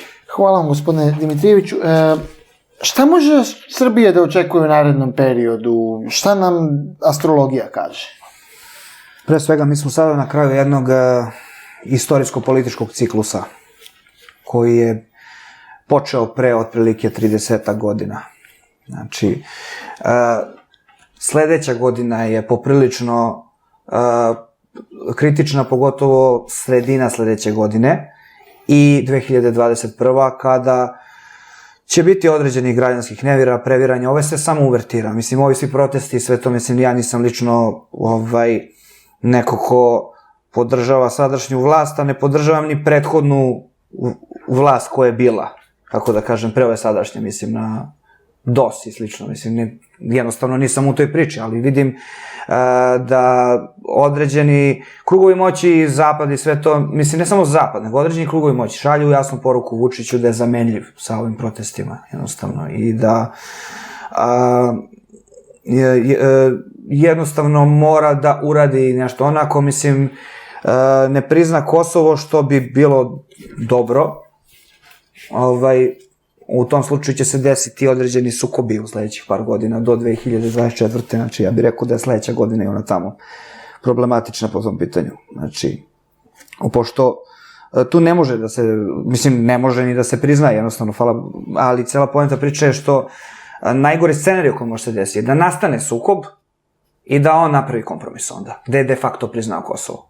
A tu, u tom slučaju, to će biti najgori mogući scenarij koji će povući najviše i građanskih nemira i ekonomski, da će dezintegrisati sve to ovu zemlju, pošto svaki sukob, evo što se desilo u Ukrajini, mislim, ili bilo gde da se desi rat, to dođe do daljeg ekonomskog ruiniranja i slično, tako da ono što, ama da postoji u svem ovome, evo sad ja kao da pričam nešto crno, u svem ovome postoji šansa za Srbiju, a to je da jednostavno se desi ta određena, totalno eto, pri kraju tog političko-istorijskog ciklusa, znači prilikom početka sledeće decenije, da se dođe do određene, ne smene vlasti u površnom smislu, nego do krucijalne promene koje će nas usmeriti u nekom, kako da kažem, boljem pravcu. Tako da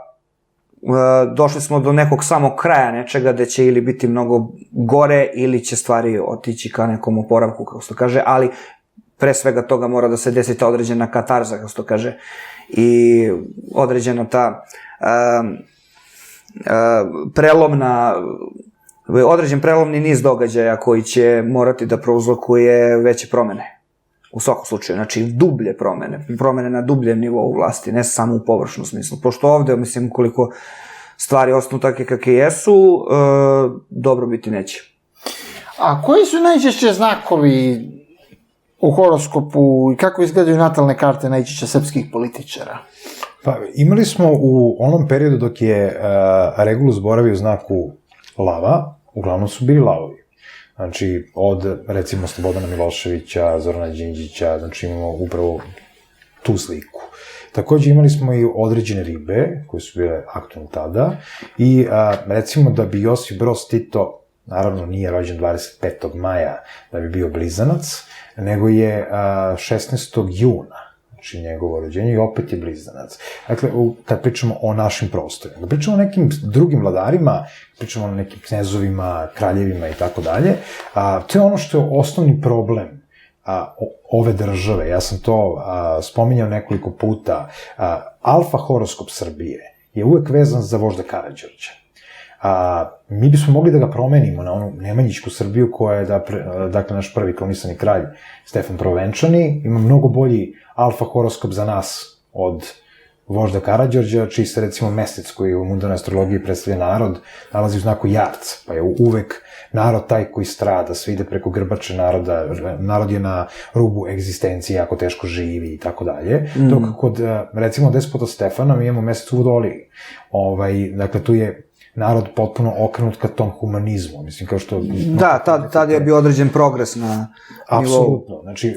I nauke, i umetnosti, imali smo jednu smislu, Jugoslaviju koja je bila strelac, dakle, 29. novembar, jel, pamtimo svi to, i ta država je takođe bila jako progresivna. S druge strane, ne postoji znak koji bi se sada rekao, evo, imamo Aleksandra Vučića trenutno kao predsjednika Srbije koji je takođe ribe, dakle 5. mart, jel? Ne postoji znak koji bismo mogli da okarakterišemo kao najprihvatljiviji. Jednostavno, mislim da ove nove generacije u naredne 3 godine će stvoriti novi politički establishment. I ove 3 godine koje su pred nama će svakako biti krucijalne za stvaranje tog nekog novog političkog establishmenta. Vi u ovom trenutku sa stanovišta politike nemate ništa dobro da prosto izanalizirate. Mi nemamo politiku, mi imamo politikanstvo. Mi imamo, znači, politikante koji se jednostavno bave politikom kao biznisom. Znači, politika treba da bude društvena odgovornost, a ne biznis mod. I onda upravo iz tog okvira, kažem, rodila se potreba za pravljenje novih političkih generacija koji će se svakako desiti u naredne 3 godine. I da li će nekakav novi lider Srbije nositi neki znak? Mislim, svakako hoće od 12 postojećih, ali ne bih smeo da spekulišem sa time koji će biti znak. Znači, možda će to biti žena koja će prosto nositi znak ili simboliku device. Zašto ne? Ali jedno od pitanja koje se jako su sad ključna na internetu jeste pitanje ravne zemlje. Šta nam astrologija govori? Da li je zemlja ravna? Lično ne mislim da jeste, mislim. Astrologija, kao i tradicionalna astrologija zapadnog tipa, pre svega je ustanovljena na nivou Ptolomejevog sistema, tako da tada se verovalo, tada su mnogi verovali da je zemlja ravna, mislim, ali generalno zemlja, ne mislim lično da je zemlja ravna i mislim da jednostavno taj sistem Ptolomejev je, kako se kaže, geocentričan. Da. A samim tim je ne samo zemlja u centru te priče, nego čovek. Znači, tako da to ne treba mešati. Onda je i antropocentričan. Da, pre svega antropocentrično, pošto bitno je gde si se rodio, kada si se rodio, tačno u kom trenutku. Bitno je, na primjer, kada je ne samo da li je Newtonova jabuka pala, pa se on setio da smisli nešto i izmislio teoriju o gravitaciji, nego bitno je kad je pala, u kom trenutku i na kom mestu. Tako da, to je pre svega antropocentrično i geocentrično, kao što je rečeno. Što se tiče ravne zemlje, evo reći svoje mišljenje po tom pitanju, cela poenta je da sada dosta ima spinovanja i dosta ima dezinformacija i sad će neko reći da je zemlja kockasta, neko da je ravna, neko da je ko zna kakva, jednostavno cela poenta priče je da se ljudima skrene pažnja od bitnih tema. A bitnije je šta se dešava u našim životima trenutno, da li mi imamo kontrolu nad njima, na koji način, sa kakvom lakoćom ili težinom, nego da li se mi nalazimo na ravnoj zemlji ili na okrugloj, mislim, a po mom mišljenju naučno je dokazano da je ona okrugla, ne bi se uopšte, kako kažem, ne bi to uopšte preispitivao sad, ali opet, kažem, koje su teme bitnije, a sad izmislit će ljudi, odnosno mediji, određeni neinteresne sfere i sve to, ljudi koji žele moć će izmisliti dosta načina kako da pozavade ljude, kako da ubace, kako da kažem, tu crv sumnje ili seme razdora i da jednostavno neke teme koje su odavno zaključene opet vrate u priču, pošto ljudi su verovali da je zemlja ravna pre nego što je dokazano da je okrugla, mislim, to se zna. I sad ispade kao sad je to opet tačno, sad ne znam, eto, neko kaže da je ravna, neko da je okrugla, neko da živimo možda, da ni ne živimo na zemlji nego negde drugde, neko da smo mi vanzemaljci, da, pa u nekoj vrsti Matrixa i jesmo, pošto je sad, ljudi imaju tendenciju da krive spoljašnje uzroke za svoje nedaće jako često, znači za svoje nevolje krive ovo ili ono, mislim, i zato što traže od odgovornosti, znači to je osnovna problematika. To je osnovna problematika i zato ljudi kad sad misle, sad ćemo mi da srušimo sistem, ne znam, sad ćemo mi da promenimo vlast, pa ljudi misle će protestima nešto da urade na taj način, ne shvataju da moraju krenuti od sebe, mislim, to je glavna stvar, ali pre svega da budu odgovorni za svoj život, a ne da prebacuju odgovornost čak na državu, kao se to kaže. Državni aparat treba da ima određenu odgovornost, ali ne da zamenjuje čovekovu ličnu odgovornost nad njih samim. Ali recimo Elon Musk, vlasnik Tesle, predlaže ideju kolonizacije Marsa. Generacije koje bi se rodile na Marsu, cijela ova naša astrologija ne bi funkcionisala za njih, jer je cijela astrologija, kao što ste rekli, geocentrična. Pa, vidite, Elon Musk može da predlaže, mislim, to nije sporno, ali, evo, mogu i ja da predložim, recimo, kolonizaciju Plejada. I to isto tako može negde da odjekne kao eto super, mi smo stigli iz galaksije Siriusa, neki su sa Plejada, ajmo da se vratimo u prapostojbinu i onda ćemo jednostavno da preuzmemo ponovo kontrolu nad tim. I onda astrologija više neće funkcionisati u tom okviru. Mislim da je to iluzorno govoriti o kolonizaciji Marsa. Veoma iluzorno, da. Isto koliko je govoriti da je Zemlja ravna ploča. Znači, to je kao kad bi ja, recimo, tebi Tešo rekao da imaš kockaste oči. Znači, da prosto tvoje očne jabučice su ravne.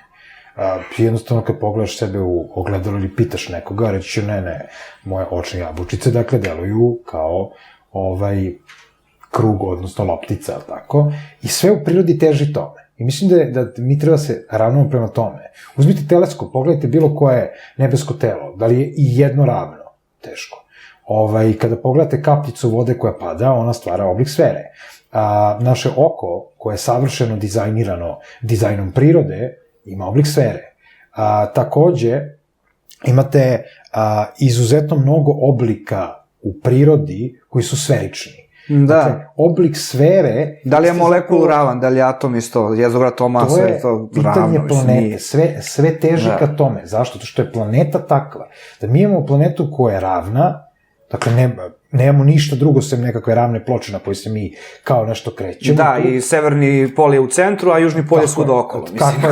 Kako je to opisano, ne bismo imali ovo. Znači, ne bi prirodni oblici težili sferi i ne bi sve oko nas bilo sferično. Da. I onda bi jednostavno mi bili kao neka svemirska stanica koju smo mi sazidali, pa jednostavno tu su nas uvukli neku matricu ili neki matrix i onda nas drže tako u potpuno nekoj nenormalnoj dimenziji u kojoj mi nemamo nikakvog pojma.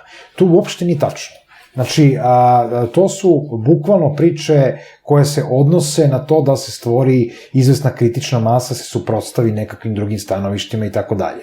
To što se nekada mislilo da je Zemlja ravna ploča koju nosi Atlant na svojim leđima, 4 kornjače i tako dalje. Da, slonovi i slično. To ima svoju simboliku. Znači, ali to je samo zbog simbolike. I mnogi mitovi su upravo živi zbog simbolike, ali to ne znači da su oni bukvalno takvi. Znači, nije Eva stvorena od Adamovog rebra bukvalno. Pa to se ne bi se to zvalo mit, da je to bukvalno tako. Nije to kloniranje pa igranje sa genetskim materijalom. Ne funkcioniše to na taj način. Ali ono što je definitivno bitno jeste taj mind control. Znači, astrologija se često koristi zarad kontrola umova i kreiranja određenih pseudomatrica koje funkcionišu ili u jednom delu sveta ili u nekom mikroplanu i onda postaju deo makroplana. I to je zloupotreba astrološkog znanja. Ono se koristi za, recimo, terorističke napade. Da li je to možda povezano sa ovim izborima, na primjer, koji se održavaju kad je pun mesec, otprilike? Može biti povezano i sa time. Mi smo, recimo, imali, ako se setite pad Tadića, dolazak Nikolića umesto Tadića, to se dešava upravo na eklipsu. Znači, solarna eklipsa, sunce, vladar, rekao sam, 6. maj, ja bih rekao da je bilo. Da, 6. maj, jeste. Sunce u biku je bilo pomračeno. Pomračan vladar, dakle, u tom trenutku vladar Tadić koji pada, dolazi novi... I ovaj sledeći je bio pomračan. Tako je, znači, bukvalno neko je to izračunao ili, što kažu, se potrefilo. Ja ne verujem u slučajnosti, dakle, smatram da su to stvari koje neko proračuno i to je dobro proračuno, kad da iskoristi taj uticaj. Što se tiče terorizma, mi kad pogledamo sada, svet, naročito zapadna Evropa, živi u strahu od terorizma. Vi prođete La Défense u Parizu, ko je bio video je da u 6 popodne, to je mrkli mrak, to su straže, znači vojska koja marša La Défense, koji živi bio ranije, sad je potpuno mrtav. Ljudi u strahu, izbezumljeni. Nemačka slična situacija. Onda imate Sjedinjene Američke Države u određenim gradovima gde je isto tako. Znači, neko forsira tu priču. I sad, sa bezbednostne tačke gledišta, svaki teroristički napad ima 3 komponente. Prva komponenta je sigurno izvršilac. I to je jeftino. To su nekakvi fanatici koji jednostavno veruju u... Isprani mozgovi. Tako je, isprani mozgovi koji će to izvršiti za nekakvu nadoknadu porodici ili šta već. A onda imate logistiku, neko to treba da obezbedi, imate nalogodavce. logistika definitivno treba da bude pronađena u službama bezbednosti tih država. Znači, oni su dali logistiku. Ko konkretno, ne znam. Ali sam siguran u to. I treća stavka jeste nalogodavac. Kome to najviše odgovara? Znači, kome najviše odgovaraju uništena Evropa. Dakle, temelj Evrope su sigurno Francuska i Nemačka. Evo sad, Britanija je izašla iz toga, ona nikad nije ni bila. Ona je bila uvek ostrvo. Ali Francuska, s francuskom revolucijom i stvaranjem moderne Evrope i sa masonerijom i sa jednostavno stvaranjem te neke kritične kulturne mase Nemačka i Francuska, one su sada potpuno neprepoznatljive. I zbog tih terorističkih napada, gde se uglavnom dešavaju teroristički napadi. Imali smo Bataclan, tako? Znači, to je teroristički napad u Parizu, najpoznatiji u ovom trenutku, dešava se na pomračenje punog meseca u Strelcu, Pariz je upravo Strelac, i tu se nalazi mesec Pariza, znači pun mesec pomračenje u Strelcu i teroristički napad, koji, kad pogledate, on je bio u nekih 6 faza, u pola sata na 6 mesta. Kada spojite tačke preko mape Pariza, vi dobijete simbol Saturna. A Saturn je ništa drugo nego kočnica, odnosno raspeće. I vi faktički imate razapetu Evropu. Kome to najviše odgovara? To treba postaviti kao astrološko pitanje. Gde bi mogli da se nađu nalogodavci svega toga? Znači, ko formira to? A neko je izvršilac. To, islamska država, to je tvorevina napravljena kao i Al-Qaida. Tvorevina koja je prosto napravljena od nekih centara moći. Bez da ulazimo u teorije zavere. Jer sigurno, za to treba jako mnogo financija, jako mnogo resursa. Teško da će se organizovati neke terorističke grupe. Da, iz pećine neke. Tako je. Naravno da neće. To su neki polupismeni izvršioci koji to urade potpuno fanatično. Teško da će oni baš proračunati da se to desi na takav datum. Ili otvaranje tunela. Isto ima onaj najveći... Da, ona čuvena... Manifestacija otvaranja tunela koja je zapravo ritualna priča. Mnogi će reći satanistički ritual. Po pitanju satanizam je formiran nakon hrišćanstva, znači on je prosto na neki način formiran iz hrišćanstva, ne u nekom bukvalnom smislu, kao antipod isto. Pa da, obrneš krst na opačke, to je dalje krst. Tako je, to je recimo krst Svetog Petra, to ljudi malo znaju, Sveti Petar je bio obezglavljen na obrnutom krstu. Pa imate recimo kartu tarotu obešenika koji predstavlja arhetipsku sliku Svetog Petra. Međutim, sam taj ritual otvaranja tog tunela i cerna i svega ostalog jednostavno se dešava na određene datume koji su izuzetno bitni i koji nisu bitni samo danas. Oni će postati bitni nama u realnom vremenu i prostoru za 3 godine, za 5 godina, za 10 godina. Jer će odjeknuti tada jednostavno takva vrsta korišćenja ritualne prakse nije slučajna. To koriste, neki će reći, tajna društva. A ja opet pitam, dobro, koja su tajna društva? Mi imamo izuzetno mnogo društva sa tajnom. Recimo masonerija. To nije tajno društvo. To je društvo sa tajnom. Oni su prilično javni. Naravno na zapadu. Kod nas nisu toliko, ali na zapadu uđete u ložu, posetite kao muzej. Pa pazi, i kod nas, delimično. Imate recimo regularnu veliku ložu Srbije koja je jedina prihvaćena od strane Ugle, dakle velike lože engleske majke svih loža, gde je recimo doskorašnji veliki majstor ugostio određene novinare unutar hrama, sa svojim regalijama. Takođe postoji sajt, znači web sajtovi mnogih loža, gde su vrlo dostupne informacije, čak kad je ono takozvani open day, i prosto otvoreni dan da možete da posetite to. U inostranstvu, tačno, mi još uvijek nismo na tom nivou, zato što je to ovde na neki način satanizovano, kao i mnogi viteški redovi. Ta vrsta satanizacije, organizacije koji su stubovi moderne Evrope, dovela je do kolapsa i ove države. I prethodne, znači sama Jugoslavija je imala dekret o recimo zabrani... Dobro, da, komunisti generalno nisu volili masoneriju. Da. Pa nisu volili, nisu želeli da postoji uticaj koji bi sutra mogao da im zameri nešto. Jer uloga masonerije je kreativna, ona nije destruktivna, ali i tekako može biti upotrebljena u određene destruktivne... Pogotovo ako je infiltrirana iznutra. Tako je. Znači, jednostavno to su ljudi koji imaju izvesnu moć. Gospodine Noevski, Jedno od pitanja jeste i postojanje civilizacije sa one strane van planete. Da li astrologija govori nešto o postojanju vanzemaljskih civilizacija? Poenta vezano za te vanzemaljce, kako ljudi kažu, i za civilizacije van planete, to je od vajkada postojalo. Od vajkada su i prastare civilizacije govorile ili imale bukvalno crteže nekih kako se kaže čovječuljaka u astronautskim modelima i slično. Mislim, što sa jedne strane ukazuje na tu cikličnost istorije, s druge strane ukazuje na to da su ih podsjetili pod navodnim znacima vanzemaljci. To nisu vanzemaljci. Pre svega, vanzemaljska bića su vandimenzionalna. Oni, mislim, dolaze iz drugih svetova, kako da kažemo, iz drugih univerzuma, na neki način.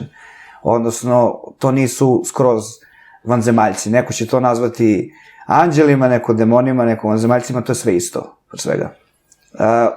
Banalno rečeno, sad nije to baš tako ko što ljudi zamišljaju. To jeste naša percepcija toga. Da, to je naša lična percepcija. Ali sa velikom sigurnošću ću reći da je ljudska rasa zapravo vanzemaljska. I ti mali zeleni koji mi zapravo tražimo... Tako je, po svojoj toj logici smo mi vanzemaljci također. Samo što mi određen broj hiljada godina živimo u galaksiji Mlečni put, odnosno sunčevom sistemu koji je usisan od strane galaksije Mlečni put, a nekada je pripadao galaksiji Strelac. I to je naša prapostojbina. I sve što mi pamtimo iz tog doba vezujemo kroz neke mitološke priče za period Lemurije, Hiperboreje, Atlantide i tako dalje. Jednostavno, mi smo naselili ovu planetu. Kao što je predložena kolonizacija Marsa, ali mi još uvijek nismo na tom nivou. Tako i jednostavno ti mali zeleni vanzemaljci koje mi tražimo, poput, ajde kažemo, glavnih likova dosije X, jednostavno smo mi sami. I to je ono što ćemo, pretpostavljam, shvatiti kad zaista budemo bili u eri Vodolije. Jer to će donesti tu istinu. Da, upravo tu istinu. Poenta vezano ovo što za kolonizaciju drugih planeta u dalekoj budućnosti, mislim, je tada čovjek mora stvarno ne da bude samo na tom nekom površno naučnom tehnološkom nivou da on se razvija u tom nekom horizontalnom smislu. Ne, on mora evolutivno ili mentalno da se razvije, da on može uopšte da bude u nekim totalno drugačijim uslovima. Sad, sa čisto naučne tačke gledišta, treba znati da na određenim planetama, na primjer na Marsu, postoji, na primjer, totalno drugačija postavka ili na nekoj planeti na kojoj možda postoje bakterije. Te bakterije su totalno drugačije od bakterija na zemlji. I gravitacija je drugačija. I gravitacija, i te bakterije, eventualno, potencijalno, i klimatski uslovi, i sve okolo, ceo taj položaj planeta, isto u tom sistemu u kom se ta planeta nalazi. Isto broj satelita i slično. Sve to uslovljava priču da tu čovek kao čovek sa zemlje ne može da se nastani tek tako. Odnosno, može kao da dođe da bude onako u staklenom zvonu, teoretski gledano, ali ne može da živi ukoliko nije adaptiran. Mislim, to je samo hipotetički rečeno. Znači, tu mora neki kvantni skok da se desi i u mentalnom i u naučnom razvoju. Ljudi sukobljavaju... I u duhovnom razvoju. Pre svega da, u duhovnom. Pre svega u duhovnom. Znači, ljudi sukobljavaju naučni razvoj i duhovan razvoj. Oni misle da stavljaju, na primjer, religijske institucije, pre svega spiritualnost, duhovnost sa jedne strane, a nauku sa druge. A to samo... Često prave znak jednakosti između religije i duhovnosti. To su potpuno različite stvari. I to, a cela poenta je da prave veliki razdor između stvari koje bi trebalo budu ujedinjene, odnosno u harmoniji. Znači, ti polariteti, po navodnim znacima, uvezani za mentalno, za duhovno pre svega i za materijalni naučni razvoj. Oni bi trebali budu u harmoniji. Kada bi bili u harmoniji, čovječanstvo bi bilo na mnogo boljem, u mnogo boljem stadijumu razvoja, na mnogo boljem putu, ne bi uopšte bilo u bilo kakvoj opasnosti u odnosu na to koliko je sad vezano za samodestrukciju, potencijalno i slično. Mislim, iako ne verujem sad da je čovečanstvo sposobno da se samo uništi, ali to ne znači da hoće. jednostavno. Ja verujem da neće. Prvo, Da. Planeta Zemlja je živ organizam i svaki put nas podsjeti kada smo potpuno ubeđeni da vladamo svim, da to baš nije tako. Apsolutno, Znači, jednostavno određeni uragani, zemljotresi, erupcije vulkana. Nije čovek taj koji vlada svim ovdje. Nije čovek sposoban da iskontroliše sve to. Iako, opet kažem, postoje uređaji, mi smo čuli recimo za jedan koji se zove HARP, jel? I postoje neki drugi uređaji koji mogu da spreče određene kataklizme ili da ih najave, rana najava od poplava, recimo, evo, mi smo imali prošle godine upravo taj dobili smo taj program rane najave od poplava, ali ne možemo u potpunosti da kontrolišemo našu planetu i mi smo ipak ograničeni njom. Mi nemamo besprekorne izvore, ali besprekorne izvore možemo naći na planeti. Zato nikad neće nestati nafte. I zato nikad neće nestati pijaće vode. Poznavaoci geologije znaju... Kako mislite neće nestati nafte? Tako lepo, nikad neće nestati nafte. Ako posmatrate naš živ organizam, čoveka, dve tečnosti koje su uvek prisutne u čoveku su krv i limfa, tako? Krv je nafta, limfa je voda. Na ovoj planeti koja je živ organizam nikada neće nestati ni jedno ni drugo. Kako nafta nastaje? Koliko god eksploatišemo naftu, ona se umeđu vremenu stvara i puni te rezervoare. Možda zemlja možda bude malokrvna, ali zato je napravljena ova priča sa obnovljivim izvorima energije, koji će se za 15 godina ustanoviti da su loši. Loši po čovečanstvu zbog indeksa zračenja, zbog menjanja biodiverziteta, zbog promjena klime. I ovi fosilni izvori energije, oni pre svega nastaju od, kako se to kaže, leševa, taloga živih organizama. Tako je. Tako da to, samo pitanje kako to nastaje, daje i odgovor, jednostavno. Dok god je živih organizama, dok će biti nastaje. Evo sad imamo recimo automobile na struju. Pomenuli smo Tesla. Da. Imamo automobile na struju i sve više autoindustrije ide u tom pravcu, da to budu automobili na električnu energiju sa punjivom baterijom koje se zameni i tako dalje. Okej, neka to bude tako. Kako ćete da napravite taj auto? Sa istim tim izvorom energije? Pa teško. Dakle, morat ćete da ga napravite u istoj onoj fabrici gdje se dojuče pravi automobil koji ide na bezolovni benzin. Isto, identično tako, znači upotrebit ćete istu tehnologiju, teško da ćete upotrebiti tehnologiju solarnih ćelija, s kojom ćete pokrenuti turbine ili mehanizaciju. Jako teško, dakle, na fosilna goriva. A ta fosilna goriva se konstantno pune. I šta mi onda imamo? Imamo trenutak kada će neko ekonomski bukvalno da to skloni sa strane i to će biti obezvređeno, mislim, na naftne platforme i naftu kao tako. Taj koji bude prepoznao trenutak da kupi naftna polja, jednostavno će biti u velikoj prednosti kada se određenim istraživanjem bude utvrdilo da obnovljivi izvori energije nisu dobri po čovečanstvu i da su mnogo bolji ovdje. A šta nam govori astrologija o klimatskim promjenama? Da li zaista postoje klimatske promjene u smislu ciklusa ledenih doba ili mi sada imamo iskustvo sa klimatskim promjenama koji izazvao... Misliš na Milankovićeve cikluse i slično? Da. Pa, lično ne verujem toliko u ta ledena doba, ne verujem da je to sad baš bilo tako ko što je rečeno. Mislim, sad postoji istina, naravno, u uticaju drugih nebeskih tela, odnosno planeta na našu, pre svega. Mislim, evo, najprostije gledano, na primjer, Jupiter je kako se kaže, planeta zaštite, sreće, to je džin, to je najveća planeta u sistemu i samim tim on ima najveće gravitaciono polje i samim tim ona štiti unutrašnje planete, znači Merkur, Veneru, Zemlju i Mars od naleta asteroida iz spoljašnjeg dela i od samih asteroida koji bi se odvojili, mislim da tu nije Jupiter, ono između Marsa i Jupitera, i koji bi nas izbombardovali. I samim tim kako to da ta planeta baš simbolički označava zaštitu, sreću i sve to, mislim, arhetipski gledano, donekle, a sama klima da, znači, Jupiter ne mora bude tu pozitivan, on je takođe vezan i za preterivanje, pošto je to veliko gravitaciono polje usisava sve, proždrljivost, preterivanje i slično. A sad, što se tiče skorašnjih ovih klimatskih promjena i sve, pa, na primjer, Pluton u Jarcu je vezan za zemljotrese dosta, baš za zemljotrese, eventualno neke podzemne vulkanske erupcije i slično. Tako da, astrologija je vezana za određene stvari koje se mogu, kako da kažem, Evo recimo imamo... shvatiti na nivou klime, da.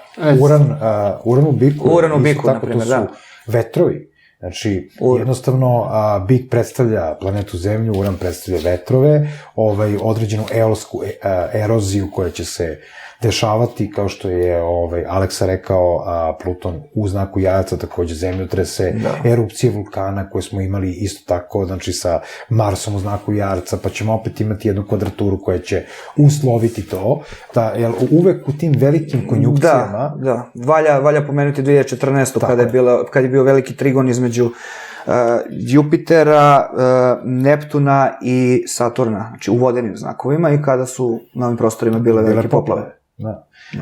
Dakle, sve to moguće predvideti na izvesan način, gde će se tačno odvijati ili proći uragan, ja to ne umem. Možda... Da, to postoje, to je specijalizovana struka astrologije i to je potrebno godine istraživanja ipak. Jeste, znači, moja specijalnost jeste mundana astrologija. Ali šta nam osnovi možete reći makar o globalnom zagrevanju? Da li globalno zagrevanje izrukovano čovekom ili globalno zagrevanje astrološkim apsolutno ciklusima? nije antropogeno, odnosno, jeste u izvesnoj meri 1 do 2%, a ostalo nije.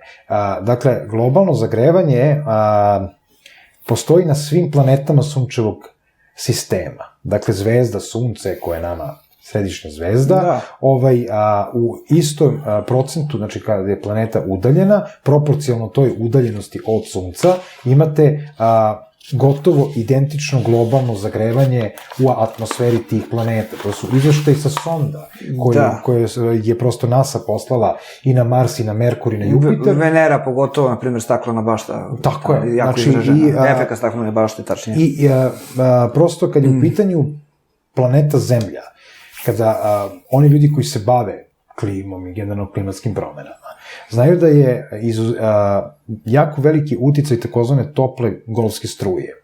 Topla golfska struja se formira salinitetom.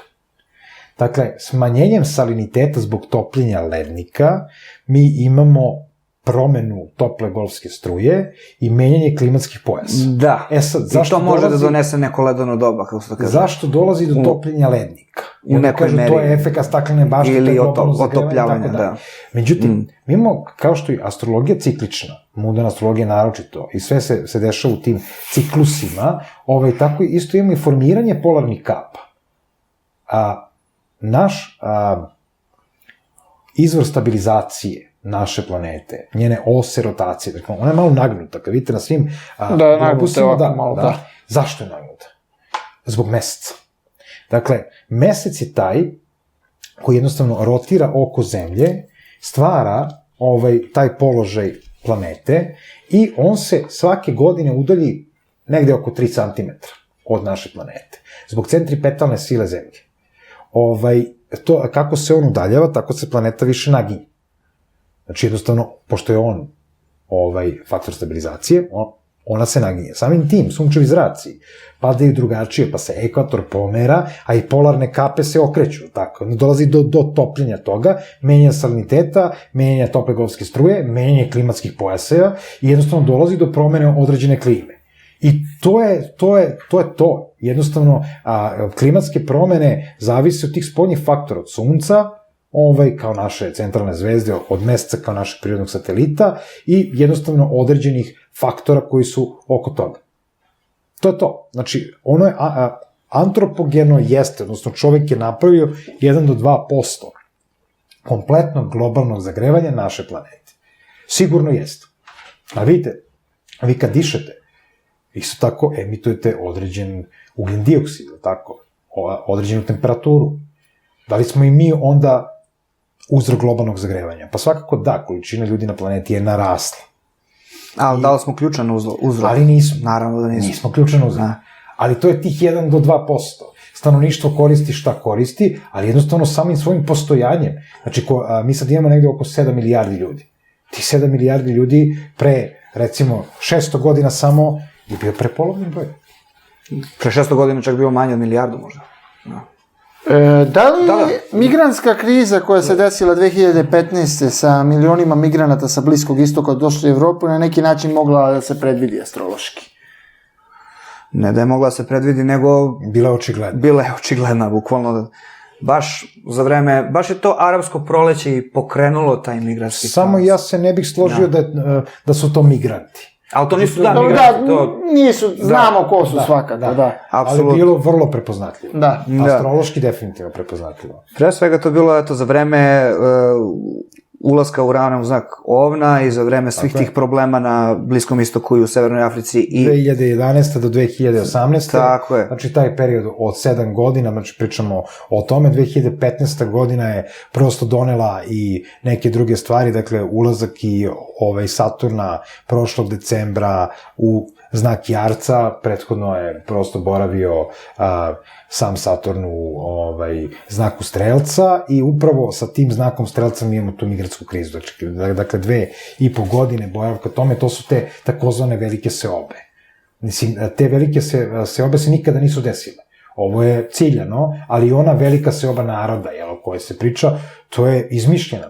pre svega mislim na onaj ulazak isto Saturna iz Škorpiona u znak Strelca. Pa to 2014. na 15. jeste. Boravak Saturna u znaku Strelca. Pošto u znaku Strelca se desila ta Strelca je vezana baš za te putovanja, migracije generalno, i tu se desila ta ekspanzija, a dok je bio Saturn u Škorpionu, tu su se desile sve te neke zakulisne manipulacije i rat koji je eskalirao isto u Siriji, koji je isto izazvao dodatno problem na tom polju. Pa onda recimo imamo Saturn kvadrat prema Plutonu, znači to isto imamo 2011. godine, koje je uslovilo to. Da. To je definitivno časovnik, znači Zodijak kako izgleda? Kao časovnik, tako ima neki 12 polja, neki 12 znakova, tako izgleda i sad. Znači naš časovnik na ruci ili prosto na zidu izgleda tako. Mi prema tome možemo da izračunamo određene planetarne aspekte. Kroz te planetarne aspekte možemo kroz simboliku da predvidimo šta bi to možda... Upravo to, ta simbolika, na primjer, vezano za 2024. godinu, period 2024-2027, za ulazak Neptuna u znak Ovna, promenu, znači jednu veliku promenu. Šta se da desiti? Tada će jednostavno... na primjer, na jednog bombaša samoubicu biti 10 ili 50 ili 100, jednostavno će eskalirati to neko nasilje. Ovo je vezan za rat, nasilje, u tom nekom negativnom arhetipskom smislu, za osvajanje i slično, ta će doći do tog nekog ratnog ludila među mnogim ljudima. A pogotovo je to među tim. Ja se ne plašim se tih, pod navodnim znacima, migranata, ali imam određen nivo strepnje vezan za njihovu decu. Što ta njihova deca, oni će mnogo više da nose, pogotovo pečat toga i nasleđe svog tog fanatizma, i onda će oni to da iznesu u svet. I upravo će to tad krenuti da se događa. A koliko bavljenje astrologijom može bude opasno? Pa to nije bezopasna stvar. Svakom znanju se treba posvetiti uz određen nivo svesti, snage volje, ne može, na primjer, neko ko ne zna uopšte da vozi avion, da uđe i da vozi, onako. Da pilotira. Da pilotira, sad, ja ne znam da vozim kao avion, aj sad ja malo da pilotiram, mislim, tu treba ići postepeno, treba ići sa mudrošću, jednostavno, znanje bez trunke mudrosti ume da prouzrokuje patnju i kod onoga ko pribavlja to znanje i kod drugih ljudi. Tako da, treba tu paziti, jednostavno, u smislu toga kako se ko postavlja, na primjer, vezano za to šta, ne treba biti fatalista totalno, a opet s druge strane ne valja sad ni da se uđe totalno sad u neke, kako se to kaže, neka prazna teoreticanja, nego jednostavno treba znati tendencije. Astrologija može da čoveku pojasni određene tendencije vezano za budućnost. Taj izbor je pre svega njegov. Slobodna volja. Slobodna volja. Stvari što mnogi ljudi nisu svesni dovoljno te slobodne volje ili je nemaju dovoljno. Na neki način nemaju taj mišić. Nisu osnažili svoju volju i nisu kako kaže, proširili svoju svest. Pre svega, mislim, ima tu. Ima više faktora vezano za to. Astrologija može biti opasna ukoliko neko, na primjer, ne ide baš stepenik po stepenik, nego ako preskače stepenice, pa on krene da umišlja sad neke stvari vezano za određene prognoze vezano za budućnost, krene da gleda sebi, na primjer, pa počne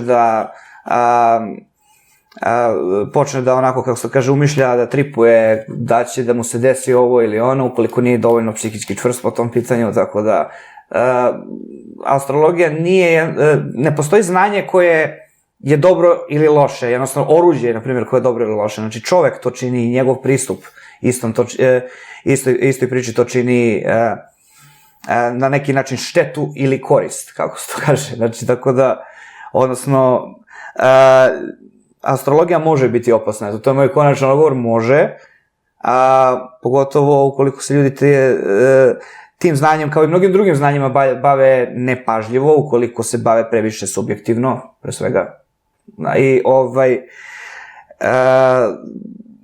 naravno, nož može da, kako se kaže, seče tortu, može i da povredi, tako i astrologija. Ali ja to ne bih okarakterisao tako. Znači, da li je poznavanje bilo kog jezika opasno? Pa može da bude, ukoliko ga ne znate dobro. Znači, pa vi pročitate uputstvo za upotrebu nečega na nekom jeziku koji ili ukoliko se koristi previše vulgarno, na primjer. Pa recimo, ali jednostavno možete određen proizvod ili određen lek ili šta god, remediju, dakle, uzeti nepravilno, zato što niste dobro preveli. U tom smislu to može biti opasno po vas. Ista je priča kad je u pitanju astrologija, ili da recimo date drugom lek, zato što ste vi ubeđeni da vi dobro vladate tim jezikom i onda ste pročitali to nešto na kineskom i taj neko vam bespogovorno veruje. Često ljudi prave okvire da kažu to je meni karmički, pa to je meni sudbinski. Kad kažemo karmički je uvek nasleđe koje mi nosimo u sebi. Dakle, to je taj naš DNK. I u banalnom primeru, kad kažemo koliko čovjek ima svoje slobodne volje, koliko ne. Znači, evo recimo, student kreće na ispit koji mu je bitan i saznaje u tom trenutku da mu je preminula baba. Ili deda, nebitno. I sad, njegova je slobodna volja da će da izađe na taj ispit i kako će da se ponese na tom ispitu, ali je karmičko to što nije mogo da spreči. Niko ne može da spreči takvu stvar. Znači, ta stvar se dogodila. Ishod ispita će biti isključivo njegova slobodna volja. Od njega će zavisiti i od okolnosti koje su prisutne u tom okviru. U tom smislu, slobodna volja je ogromna, ali ne treba bez pogovora verovati nekome kad vam kaže to je samo tako. Znači, kogod da vam od astrološke strane kaže to je tako i apsolutno, nego to je bukvalno odricanje od izbora. Uvek postoji izbor. Uvek postoji izbor. I taj izbor je ključ. Znači, i suštinski dharma, odnosno slobodna volja, to je ono što je obrnuto s razmerno karmi, jeste ključ. Nas kao racionalnih bića, jednostavno, donosimo određene odluke, da to ne postoji, sve bi bilo determinisano.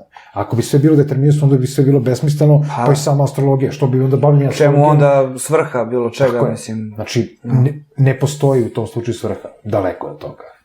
Ali astrologija može biti opasna kod onih ljudi koji su labilni, kao kad bi recimo krenuli da se bavi psihologijom. U istoj meri je opasna. Znači, da neko upiše psihologiju, završi psihologiju da je labilan, jednostavno pokušavajući da pomogne sebi. I tu će se na tom putu skršiti. Isto tako i sa astrologijom. Znači, morate biti neki način odvojeni od toga što... tako i sa medicinom čak. Jeste, i sa medicinom. Bilo da je to mainstream ili... Jako postoji nužni subjektivitet. Uvek. Svako od nas nosi nužni subjektivitet. Ali ga treba svesti na određenu meru, da ne kaže minimum. I to je to. A da li je globalizacija nužna u skladu sa ovim astrološkim procesima? Pa ne bih baš rekao da li je nužna ili nije, ne bih to tako postavio uopšte. Ali globalizacija je proces koji je, kako se to kaže, ono što sledi i stvari su postavljene u tom... Da li je uzrokovana astrološkim promjenama? Pa sigurno jeste. Naravno. naravno. Ne mislim... Boravak Urana u znaku riba donao je to na neki način izjednačavanje, ta multikulturalnost koja je jednostavno... Da, astrologija je taj proces koji, mislim, globalizacija, globalizacija je proces koji je dosta onako, kako se kaže, dugačak, duži nego što ljudi, kontinualan je, duži nego što ljudi misle. Traje duže u istorijskom smislu i samim tim on je nepobitan i on je, kako se kaže, izvestan u tom smislu. Globalizacija kao fenomen je jednostavno ponovo iskreirana. Znači, neko je iskreirao pravac razvoja globalnog po uticaju određenih zvezda, a to je kanal kroz koji taj neko deluje. Dakle, to je otvoren kanal kroz koji će prosto određene grupe raditi. I tako je formirana priča i tog masovnog LGBT-a, za koje, kažemo, i uvek postoja. Jednostavno, to je sad samo stvoreno kao određena vrsta pokreta. Tako dolazi do ekspanzije sad opet nekakvih nacionalnih država, nadnacionalnih saveza, određenih tendencija u, recimo, umetnosti, gde se sad trenutno pljuje po tim nekim, ajde kažemo, tradicionalnim umetničkim vrednostima i naprasno se stvaraju nekakve nove, takozvane kontrakulture. Zapravo, to je uzrokovano globalizacijom. I ta vrsta, odnosno ta pojava, jeste nusprodukt društvene neodgovornosti. Kako vi gledate na taj fenomen globalizacije? Pa, slažem se da je to nusprodukt društvene neodgovornosti. Sama globalizacija je, mislim, postavljena na pogrešnim temeljima, jednostavno. Odnosno, postoje više verzija globalizacije, više mogućnosti koje se mogu tu desiti, ali mislim da je to sve svega paravan koji služe određenim krugovima da preuzmu vlast, totalnu vlast i da je konsoliduju na ovoj planeti, tako i da na neki način pre svega prvo razbiju određene identitete i onda da sve centralizuju što moguće jače. Tako da, nemam pozitivan stav o tome, sad nemam ni preterano negativan, zato što ne uzimam to previše subjektivno, mislim da globalizacija je mnogo širok pojam u smislu da da se tu pre svega pokušava se menjati javno mnjenje, način razmišljanja kod kolektiva, kod masa ljudi u onom pravcu u kome će oni da budu poslušni robovi. A recimo, vi ste boravili u Kini, da li Kinezi veruju u astrologiju? Pa to je interesantno, većina njih ni ne zna sat rođenja ili barem to kažu. Naprimjer, u Hong Kongu po neko i zna, ali oni veruju više u tu u kinesku astrologiju koja je više bazirana na lunarnom principu, a malo ko će da traži tamo da mu se tumači, konsultacije zapadne astrologije i pre svega oni su komunizam dosta odvojio. Pa nije samo ni komunizam, nego oni su i tako i tradicionalno onako dosta tu malo drugačiji. Oni donekle gledaju tu, kako se kaže, njihovu lunarnu koja je drugačija. Mislim, kod njih je jedna godina jedan znak faktički. I to je malo nekako štur sistem. Ali to ima logike zato što oni kao najbrojniji narod i kao jako stara civilizacija jesu imali šanse da spoznaju kakve su određene smene generacija, pa su u skladu sa time i napravili svoj sistem.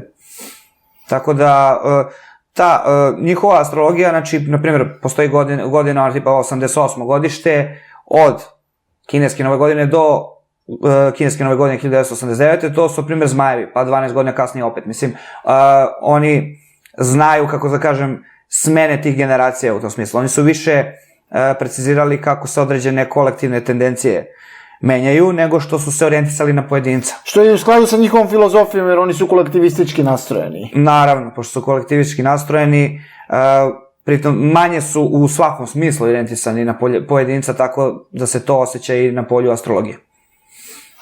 Pominjali ste masoneriju. Mnogi danas kada govore o masoneriji kažu da danas masoneriji više nema ni tog misticizma i duhovnosti, da je to danas biznis klub. Da li je to zaista tako? Zavisi gde. U Engleskoj nije tako. Siguran sam u to. U Sjedinjenim državama to je počelo da se pretvara u klub penzionera. Dakle, masonske lože imaju jako, ajde kažemo, stare članove i onda usled toga nemaju, recimo, interesovanje mnogo mlađih generacija, naravno, to je na nekom globalnom planu. Kada kažem Engleska i Sjedinjene Američke Države, to su dve, ajde kažemo, masonske sile. S druge strane, imate našu susednu zemlju, jedinu zemlju sa kojom nikad nismo ratovali, inače dve susedne zemlje koje nikad nisu ratovale, a to je Rumunija, gde je masonerija izuzetno razvijena i nije biznis klub. Srbija, nažalost, ima izuzetno mnogo, ajde da kažemo, neću reći loža, nego takvih organizacija registrovanih kao udruženje građana, jel? Danas za registraciju udruženja građana treba 3 čoveka koji se sastavljaju. Da, evo, nas troje možemo registrovati. I sad registrujemo neku ložu i eto, to je to. Međutim, poenta u masoneriji uvek ima 3 ključna pitanja. Dakle, ko vam je uneo svetlost, odnosno ko vam je dao mogućnost da radite, ko su osnivači toga i koje 3 velike lože su se saglasile da se formira još jedna obedijencija, odnosno loža, velika loža. Problem u Srbiji i u okolnim zemljama, Hrvatska, Crna Gora, Makedonija, jeste što je porast toga doveo do određenog populizma kad je u pitanju masonerija i jednostavno svako pravi svoju ložu, hoće da bude, što kažu, car u sopstvenom selu ili zaseoku, bez da ima bilo kakve dokumente koji su realni, zvanični, regularni. I postoji pitanje regularnosti, koje je vrlo bitno, pitanje priznanja, koje je takođe izuzetno bitno kad je u pitanju masonerija, dakle, kod koga vi imate to priznanje, ko je vama dao da nastavite regularnost ili uneo svetlo masonskim jezikom rečeno, i ko su ti koji vas podržavaju, znači koje su to organizacije. Da li se svi slažu ili ne? To nije više tajno društvo, ja sam rekao, to je društvo sa tajnom, ono je bilo tajno u 18. veku, kada je donelo određene promene. Ali u 20. veku i 21. naročito to nije više tajno. U Srbiji mi imamo, 27, 29 nekakvih obedijencija. Od toga 3-4 možda imaju neku vrstu regularnosti. Sve ostale počivaju na nekakvim unutrašnjim sukobima u tim maticama koje su, znači, od velike lože Jugoslavije, jednostavno dolazi do podele, pa se stvara RVLS, VNLS, UVLS, URVLS i tako, to su neke skraćenice samih masonskih loža, gde jednostavno veliki majstori pretenduju da je to njima ostavljeno od dede, tate, mame, jednostavno proglašavaju se maltene doživotno. To ne postoji. Znači, u regularnoj masoneriji vi imate mandat velikog majstora, koji može da ima i drugi mandat, ali već treći ne može. Znači, on ide već kao prosto past master, odnosno bivši veliki majstor. I on se uvažava kao takav. I onda jednostavno dolazi do tog sukobljavanja i imate jednu, evo ja ću biti onako vulgaran, pa ću parafrazirati iz popularne serije Bela lađa, koja onako potpuno decidirano deklariše naše društvo, kada kaže Ćirko je crni vitez velikog orijenta. A to je najveća masonska ložionica u regionu. Umesto loža, nažalost, imamo ložionice. I tamo se ljudi lože, onako, banalno rečeno, i jednostavno pokušavaju da se osjećaju kao deo nečega bitnog, važnog, velikog, da budu u toj pripadnosti veliki, da tu prave biznis. Biznis klubovi su druga priča. Ja sam posetio mnoge biznis klubove. I u Londonu, i u Parizu, i u Njujorku, i u Washington DC-u. Biznis klubovi imaju totalno drugačiju tendenciju. To je poenta biznisa. Ne kažem da masona nema u biznis klubu, ima ih, ali se ne bave biznisom u masonskim ložama. Masonerija ima okvir spoznaje samog sebe. Znači, jednostavno rad na sopstvenom duhovnom nivou.